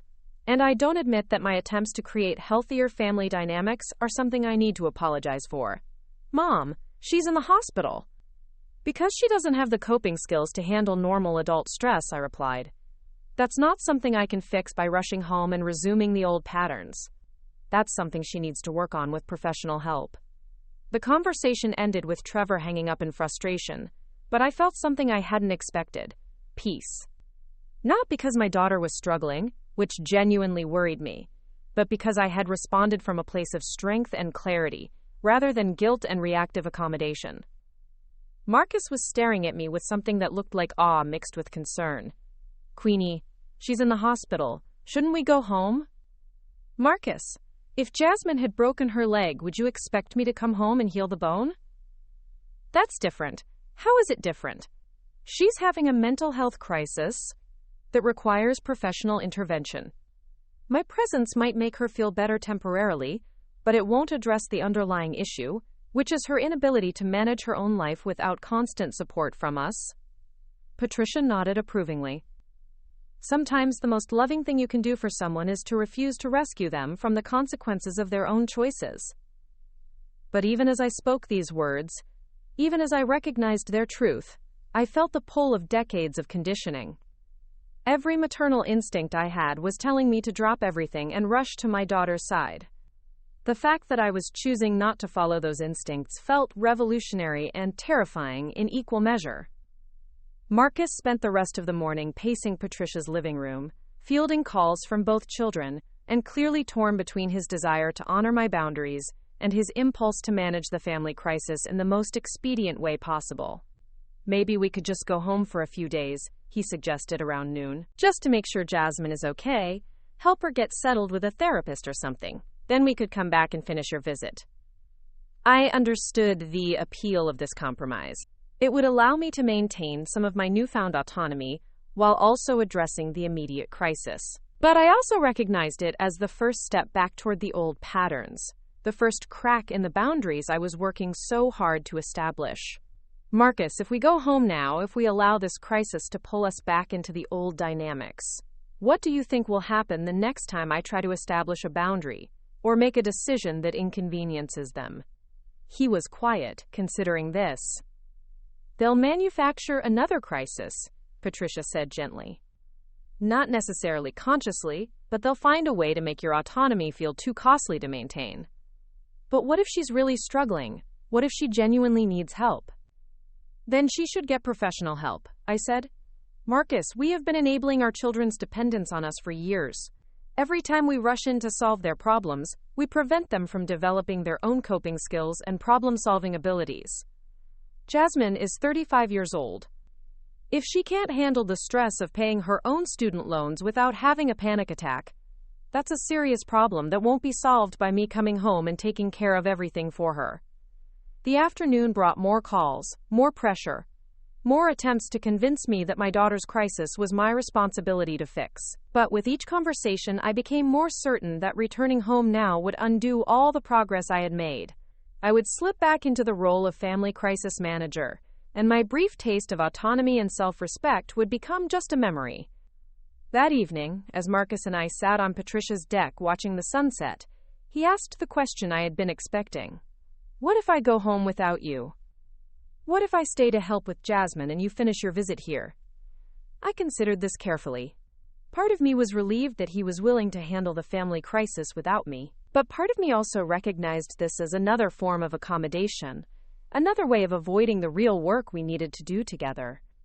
You can go home if you feel you need to, I said finally, but I want you to understand something. If you go rushing back to manage this crisis, you're reinforcing the exact pattern I'm trying to break. You're teaching our children that if they create enough drama, if they make their problems seem urgent enough, we'll abandon our own needs and priorities to take care of them. But she's our daughter. And she's also a grown woman who needs to learn to manage her own life.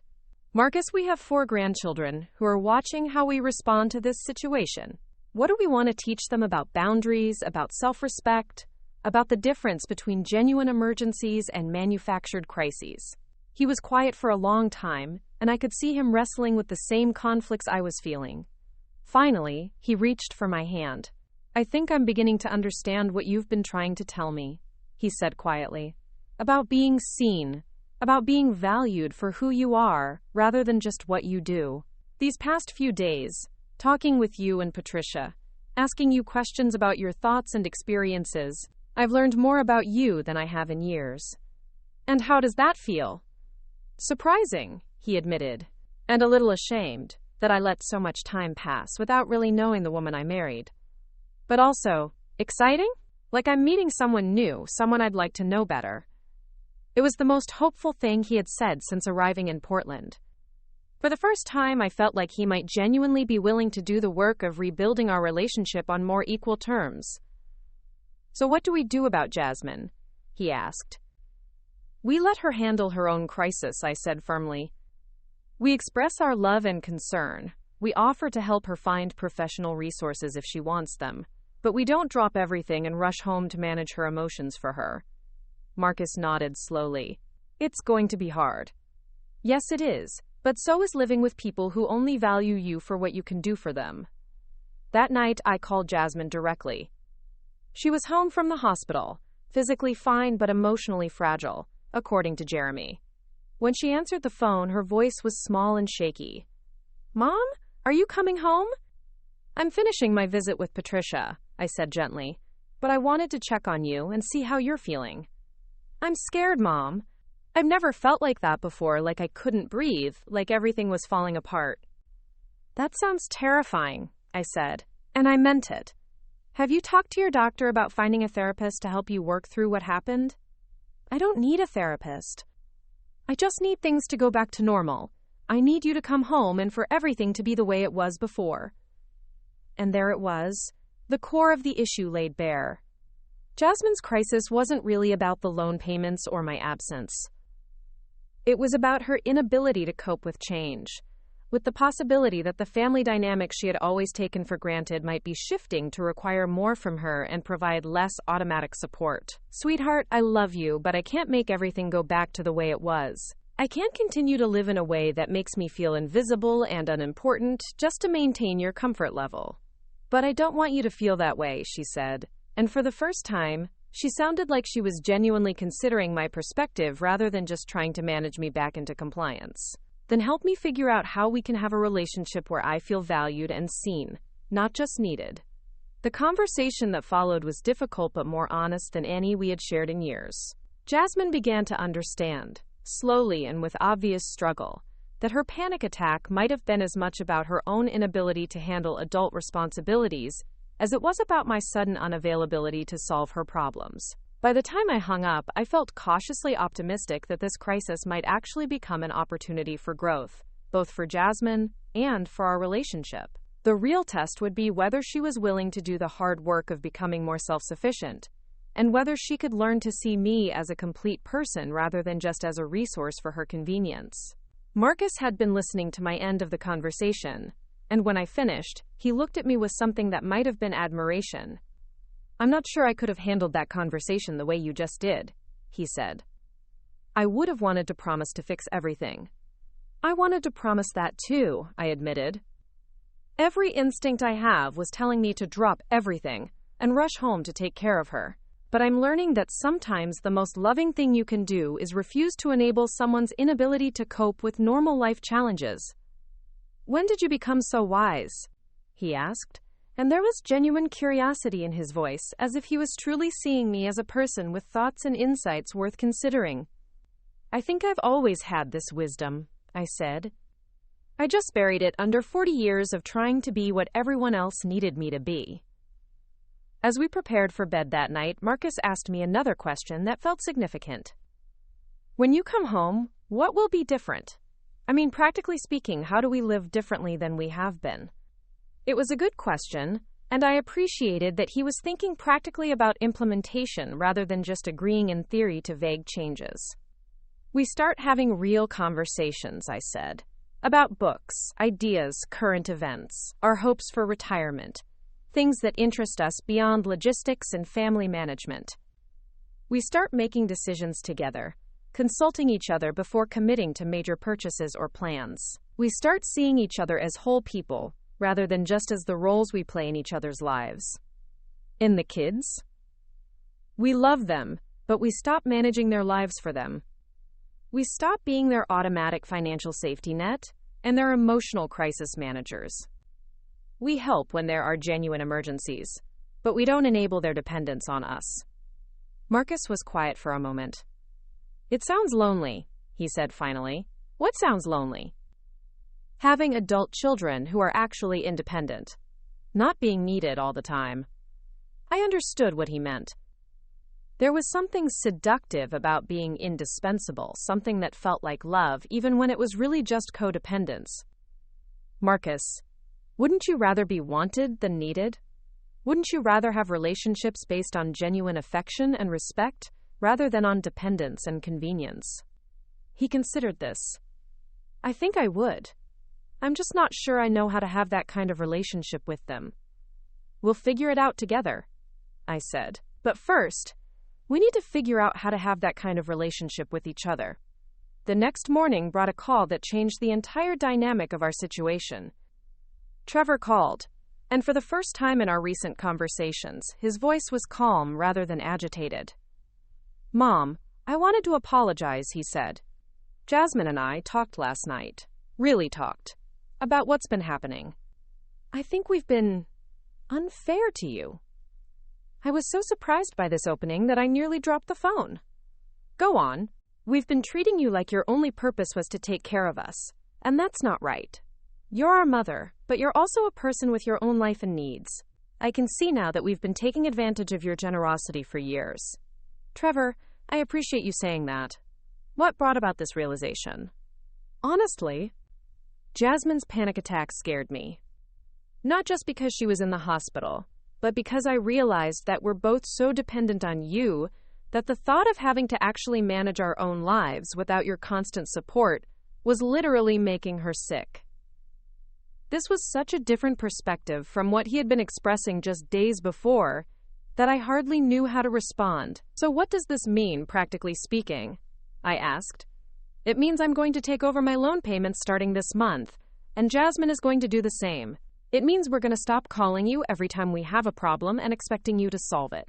And it means we're going to start treating you like the intelligent, interesting person you are instead of just like Mom who exists to help us." I felt tears starting in my eyes. This was what I had been hoping for but hadn't dared to expect. "That sounds wonderful, sweetheart. But I have to ask, what changed? Yesterday you were furious with me for setting boundaries." I talked to Jeremy, Trevor said. I called him to complain about you, and he basically told me I was being an entitled brat. He pointed out that his parents haven't paid his loans since he was 25, and that most people our age would be horrified by how much we've been depending on you and Dad financially. I had always liked Jeremy, my son-in-law, but this conversation made me appreciate him even more. He also said something that really hit me, Trevor continued. He said that if I wanted my kids to respect me when they're adults, I needed to model how to treat parents with respect. And that what we've been doing, taking your money and time for granted, and then getting angry when you set boundaries, wasn't the kind of behavior I'd want to see from my own children someday. This perspective shift felt like a genuine breakthrough, but I was also cautious. Years of family patterns don't change overnight, no matter how sincere the intentions. I'm glad you're thinking about this differently, I said carefully. But I want you to understand that these changes aren't going to be easy to maintain. It's going to require ongoing effort from all of us to build healthier relationship patterns. I know, but Mom, I want you to know that I love you, not just for what you do for us, but for who you are. And I'm sorry it took me so long to figure out how to show you that. After I hung up, I sat quietly for several minutes, processing this unexpected turn of events. Marcus and Patricia had both been listening to my end of the conversation, and I could see them watching me carefully. How do you feel about that? Patricia asked. Hopeful, I said, but also cautious. It's easier to have insights than to change behavior patterns. The real test will be whether they can maintain this new perspective when it becomes inconvenient. What will you do if they slip back into the old patterns? Marcus asked. I'll maintain my boundaries, I said firmly. I'll continue to love them, but I won't go back to enabling their dependence on me. I've learned too much about my own worth to sacrifice it again for anyone else's comfort. That afternoon, Patricia and I took a long walk through her neighborhood, talking about everything that had happened during Marcus's visit, and my family's apparent change of heart. Do you think it's real? I asked her. This sudden understanding from my children? I think the crisis probably did force them to examine their behavior in a way they hadn't before, she said thoughtfully. But you're right to be cautious. Real change takes time and consistent effort. The important thing is that you maintain your boundaries regardless of whether they maintain their new insights. It's strange, I said. For so long, I wanted them to see me and value me. Now that they're saying they do, I realize that my happiness can't depend on their recognition. I have to value myself first. Patricia smiled.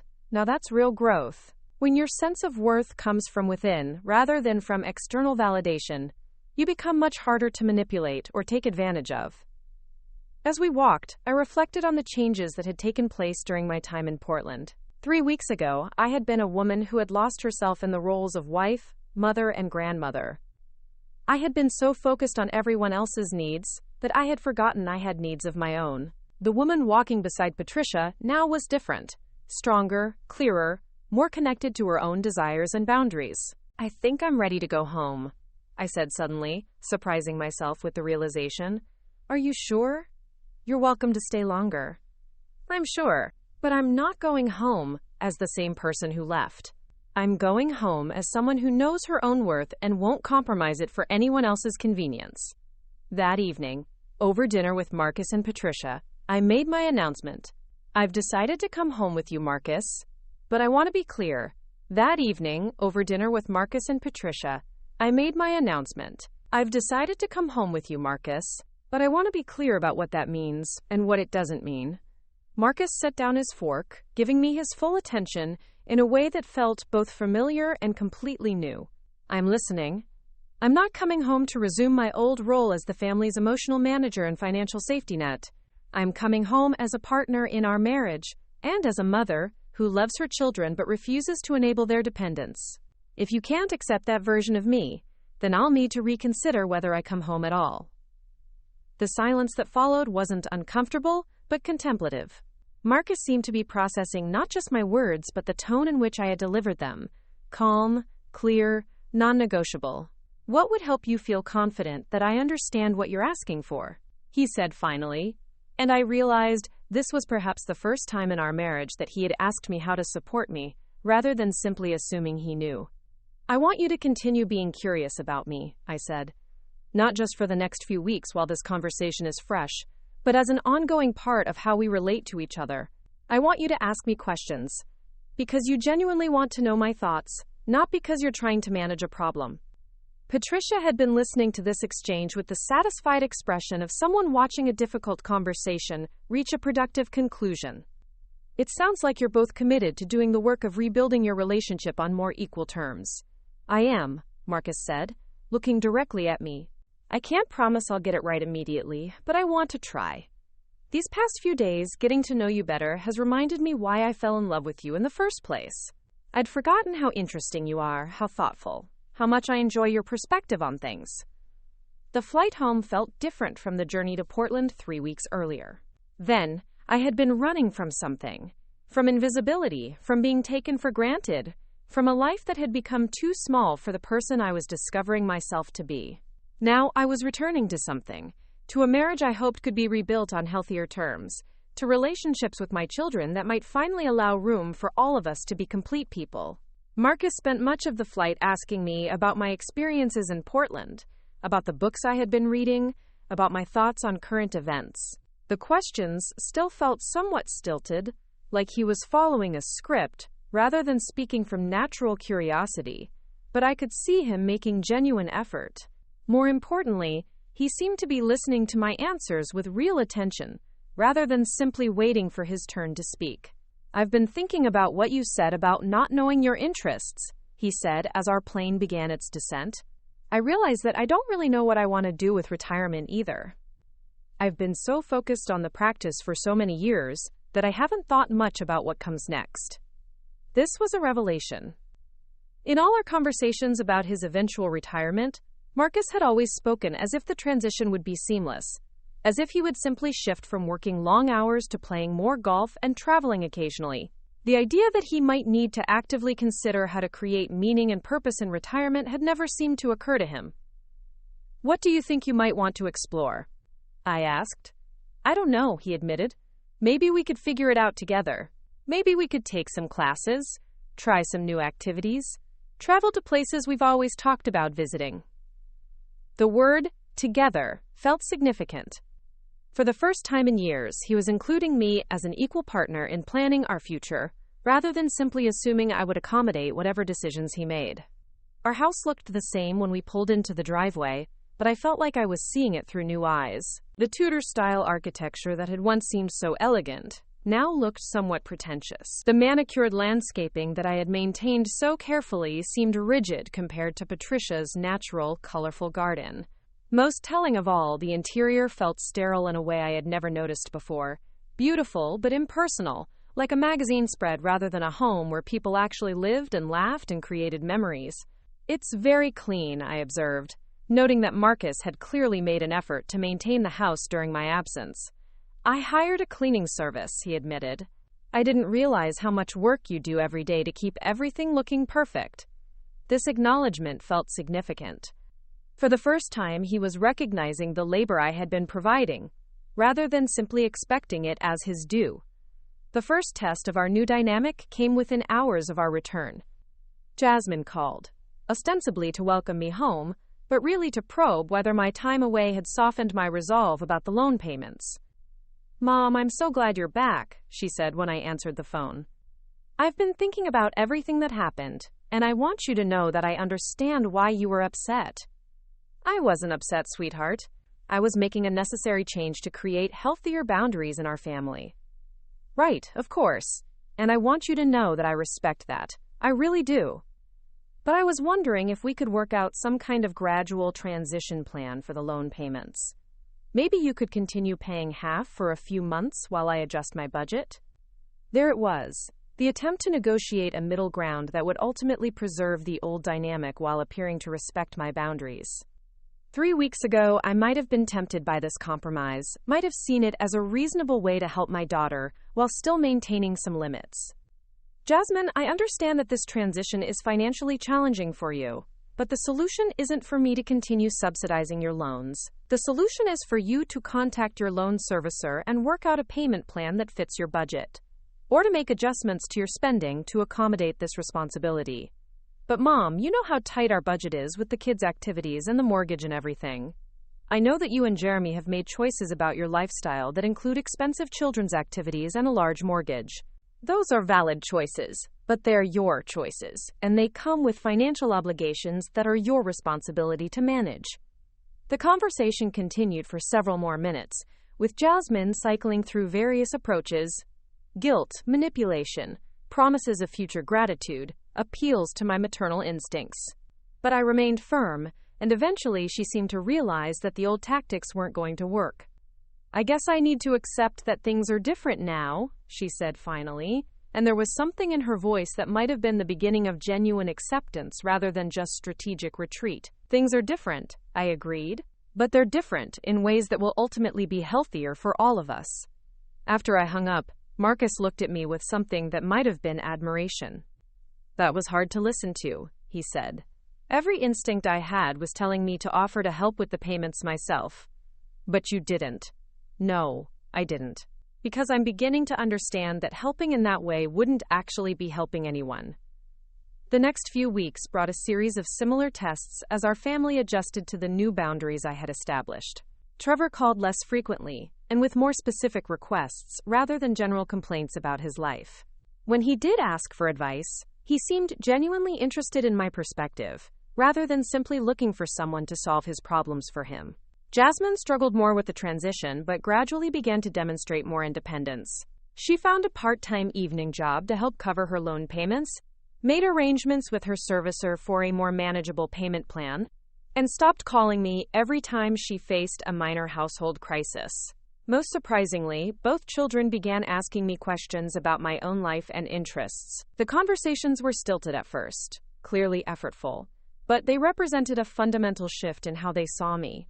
Instead of being simply mom who existed to serve their needs, I was becoming a person with thoughts and experiences worth knowing about.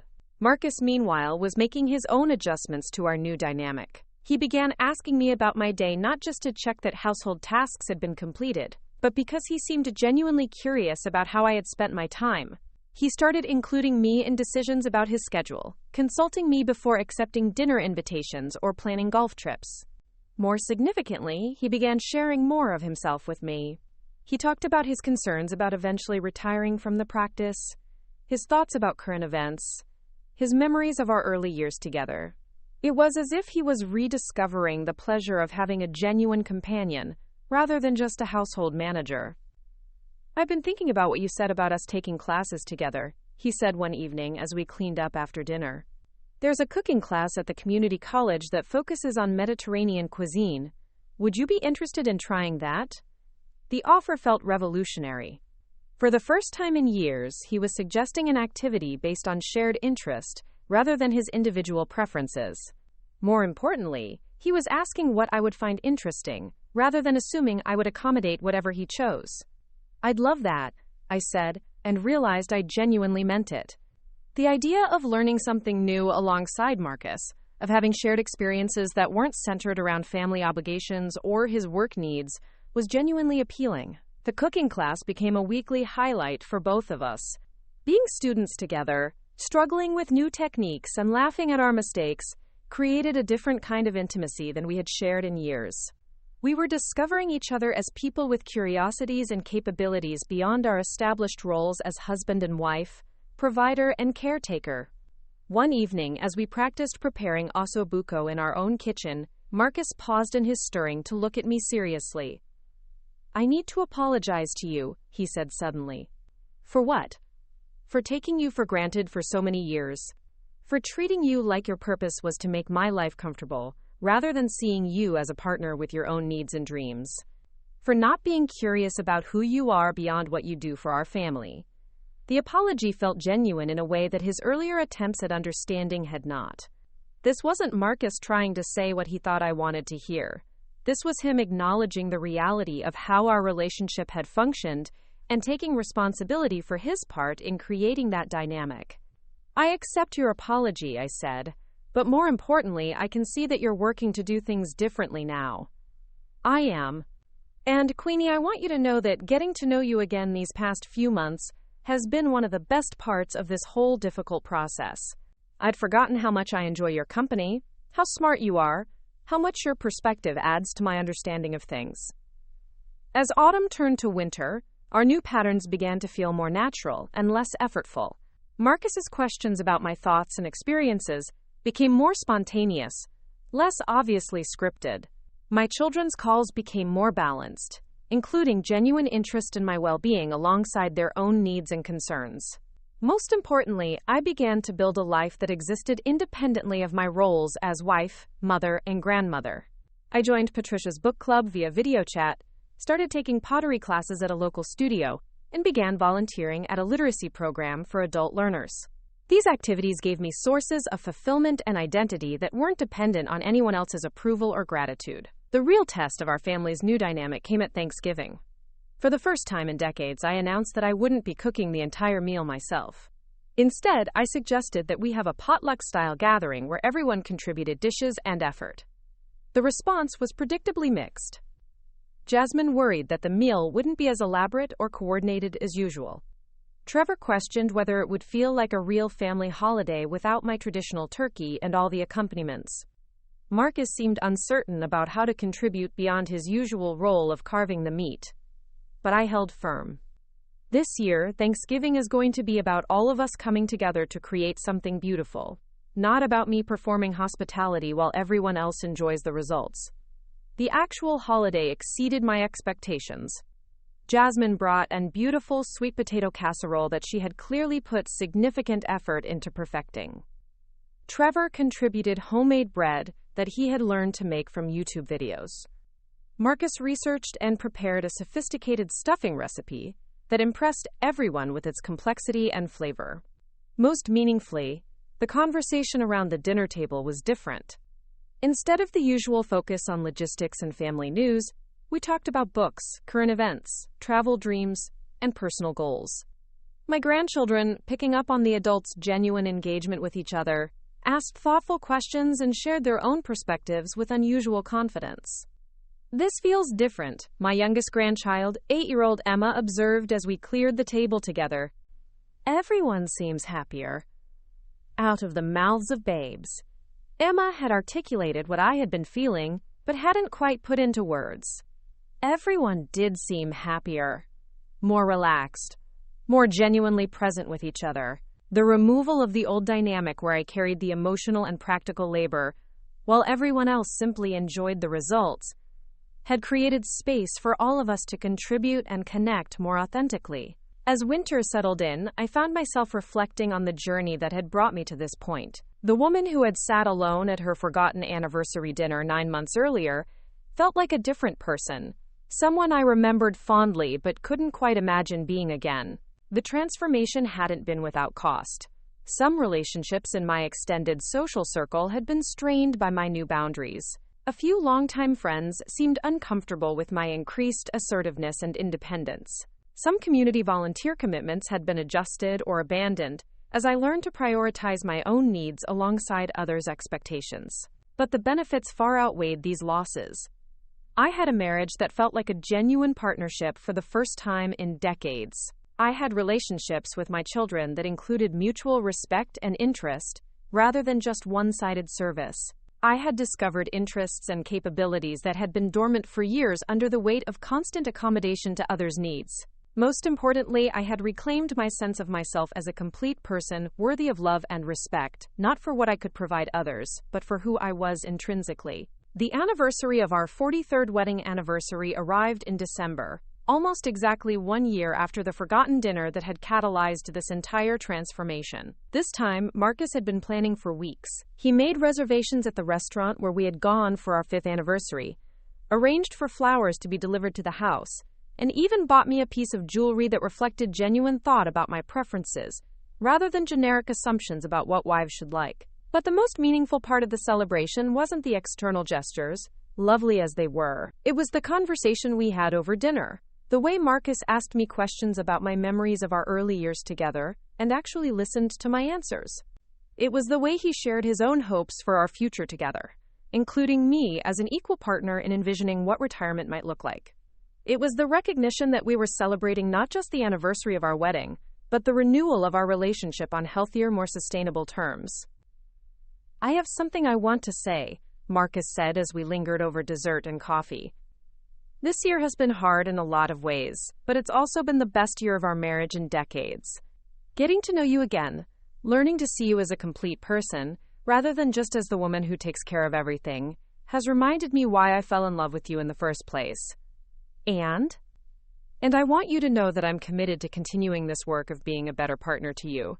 Not just for a few months until things settle down, but as a permanent change in how we relate to each other.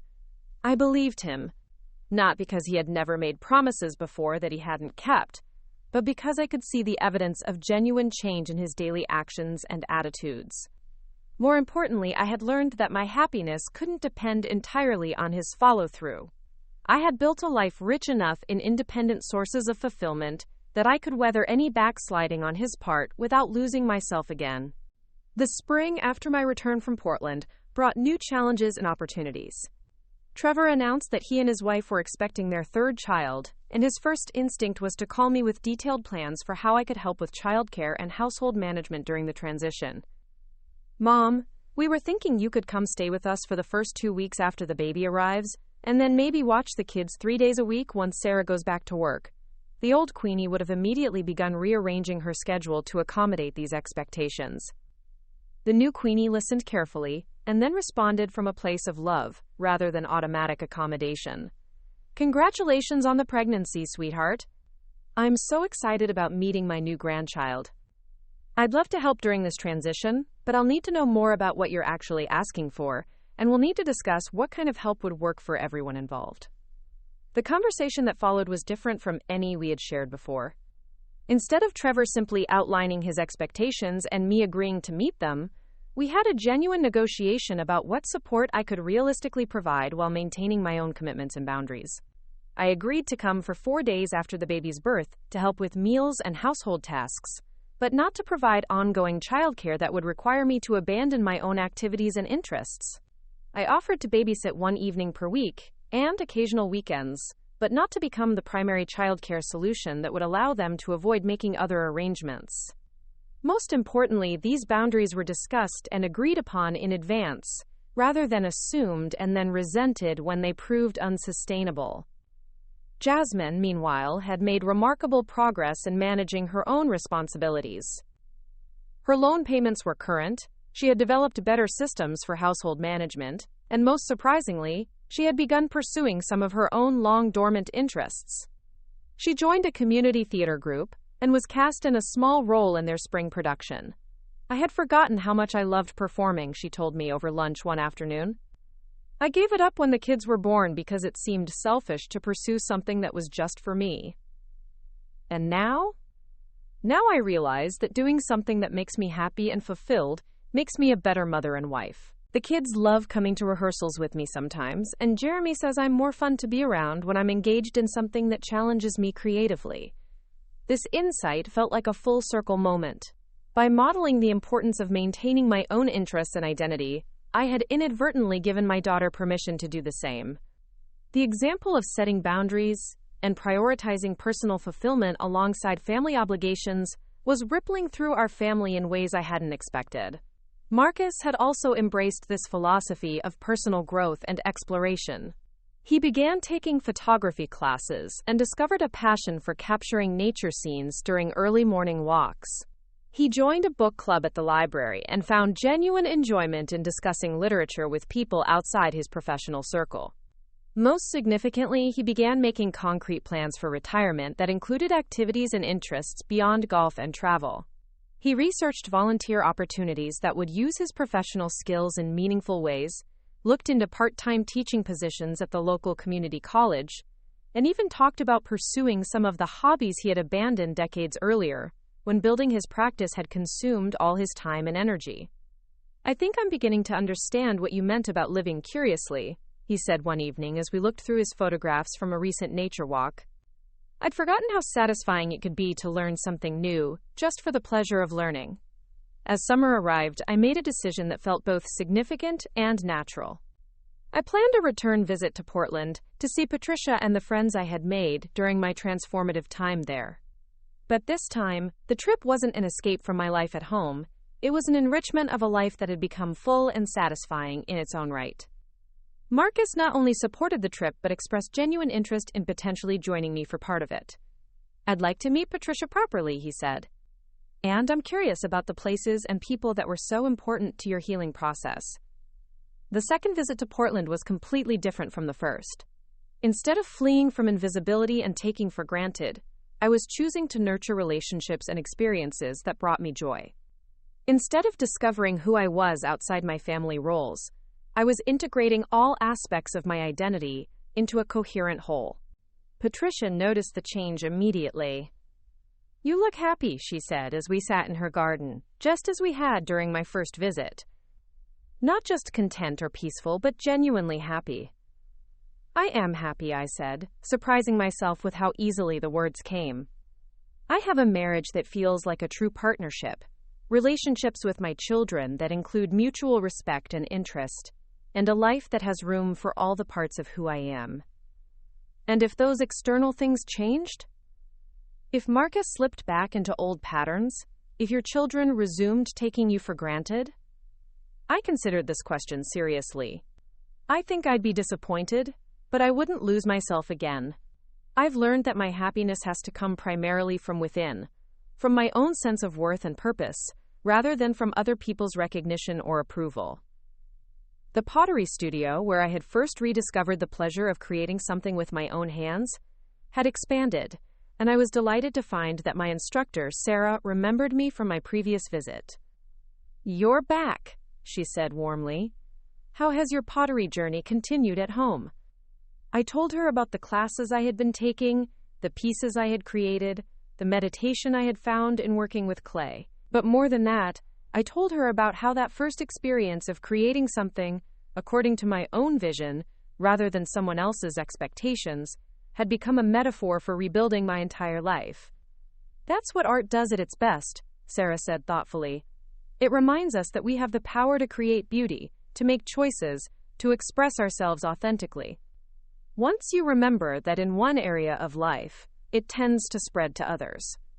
On my last evening in Portland, Patricia and I took a long walk through the neighborhood where she had helped me rediscover myself 15 months earlier. The streets looked the same, but I felt like I was seeing them through completely different eyes. "Do you have any regrets?" Patricia asked as we paused at a viewpoint overlooking the city. "About the upheaval you caused? The discomfort you created for your family?" "No," I said without hesitation. "I regret that it took me so long to value myself enough to demand better treatment. I regret the years I spent being invisible in my own life. But I don't regret anything about the process of reclaiming my worth and rebuilding my relationships on healthier terms. Even though it was difficult, especially because it was difficult, easy changes don't tend to be sustainable. The fact that this transformation required real effort and sacrifice from all of us means it's more likely to last." The flight home was peaceful rather than anxious. I wasn't running toward or away from anything. I was simply returning to a life that had become genuinely mine, enriched by experiences and relationships that existed both within and beyond my family roles. Marcus met me at the airport with flowers and genuine excitement about seeing me again. But more meaningfully, he spent the drive home asking detailed questions about my trip, expressing real curiosity about the people I had seen and the experiences I had enjoyed. "I missed you," he said as we pulled into our driveway. "Not just because things are more difficult when you're not here to help manage them, but because I actually missed your company, your perspective, your presence in my daily life." This distinction felt crucial. He had learned to miss me as a person rather than just as a function, to value my companionship rather than just my service. That evening, as we unpacked my suitcase together and I showed him the small gifts I had brought back, Marcus made an observation that stopped me in my tracks. "You know what I've realized over this past year?" he said, examining a small ceramic bowl one had made in Sarah's studio. "I've realized that I'm married to a fascinating woman I barely knew. All those years, I thought I knew you completely, but I was only seeing the parts of you that related to me and my needs. Getting to know the whole you has been like falling in love all over again." As I prepared for bed that night in our familiar bedroom, I caught sight of myself in the mirror and was struck by what I saw. The woman looking back at me had the same silver hair, the same lines around her eyes, the same basic features I had always had. But there was something different in her expression, something confident and peaceful and authentically present that hadn't been there before.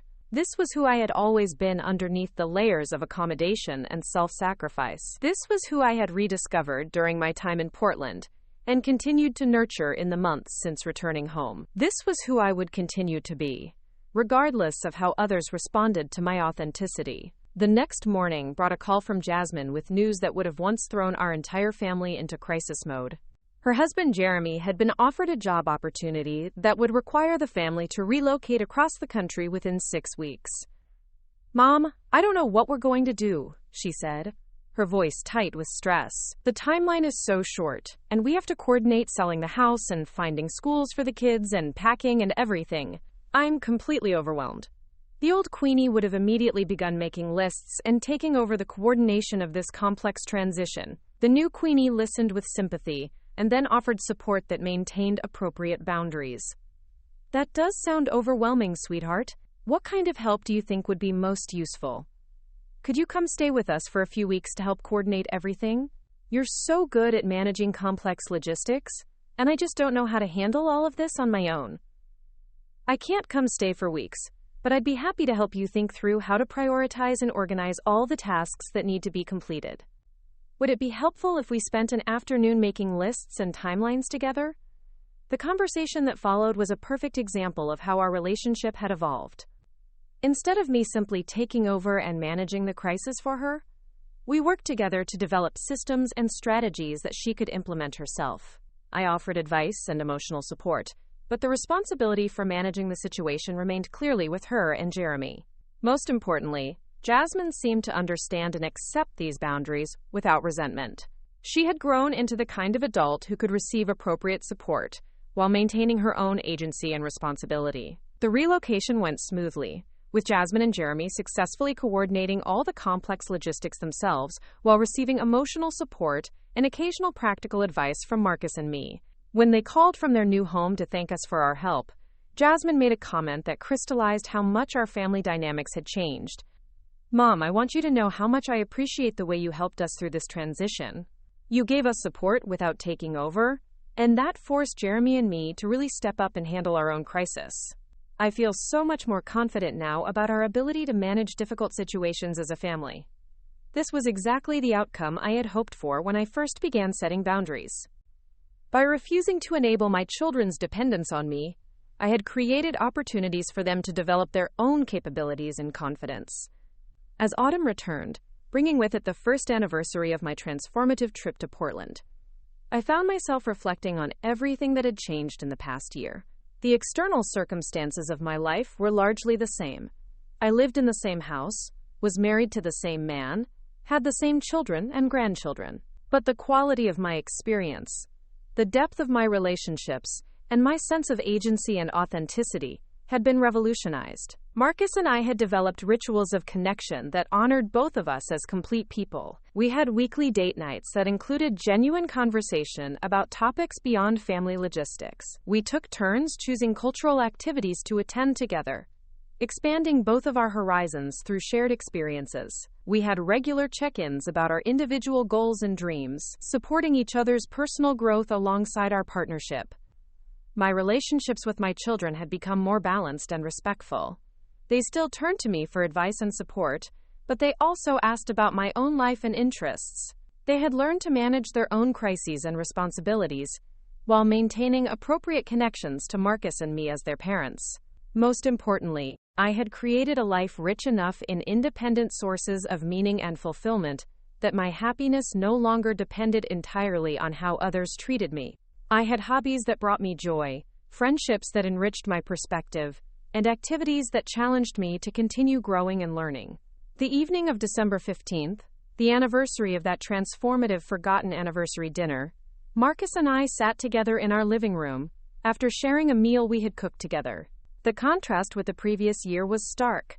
Instead of sitting alone with cold lobster and flat champagne, I was enjoying warm companionship and genuine partnership. Do you ever think about what would have happened if things had continued the way they were? Marcus asked as we lingered over coffee and dessert. Sometimes, I admitted. I think I would have continued to fade away, to become more and more invisible until I was just a shadow of myself. I think our marriage would have become increasingly hollow, and my relationships with the children would have remained one-sided and ultimately unsustainable. I don't like to think about that version of our future, Marcus said quietly. I'm grateful you had the courage to demand better for both of us. As I prepared for bed that night, I realized that this anniversary wasn't just about the end of a difficult year. It was about the beginning of whatever came next. I had reclaimed my worth, rebuilt my relationships, and rediscovered my authentic self. The foundation was solid now for whatever challenges and opportunities the future might bring.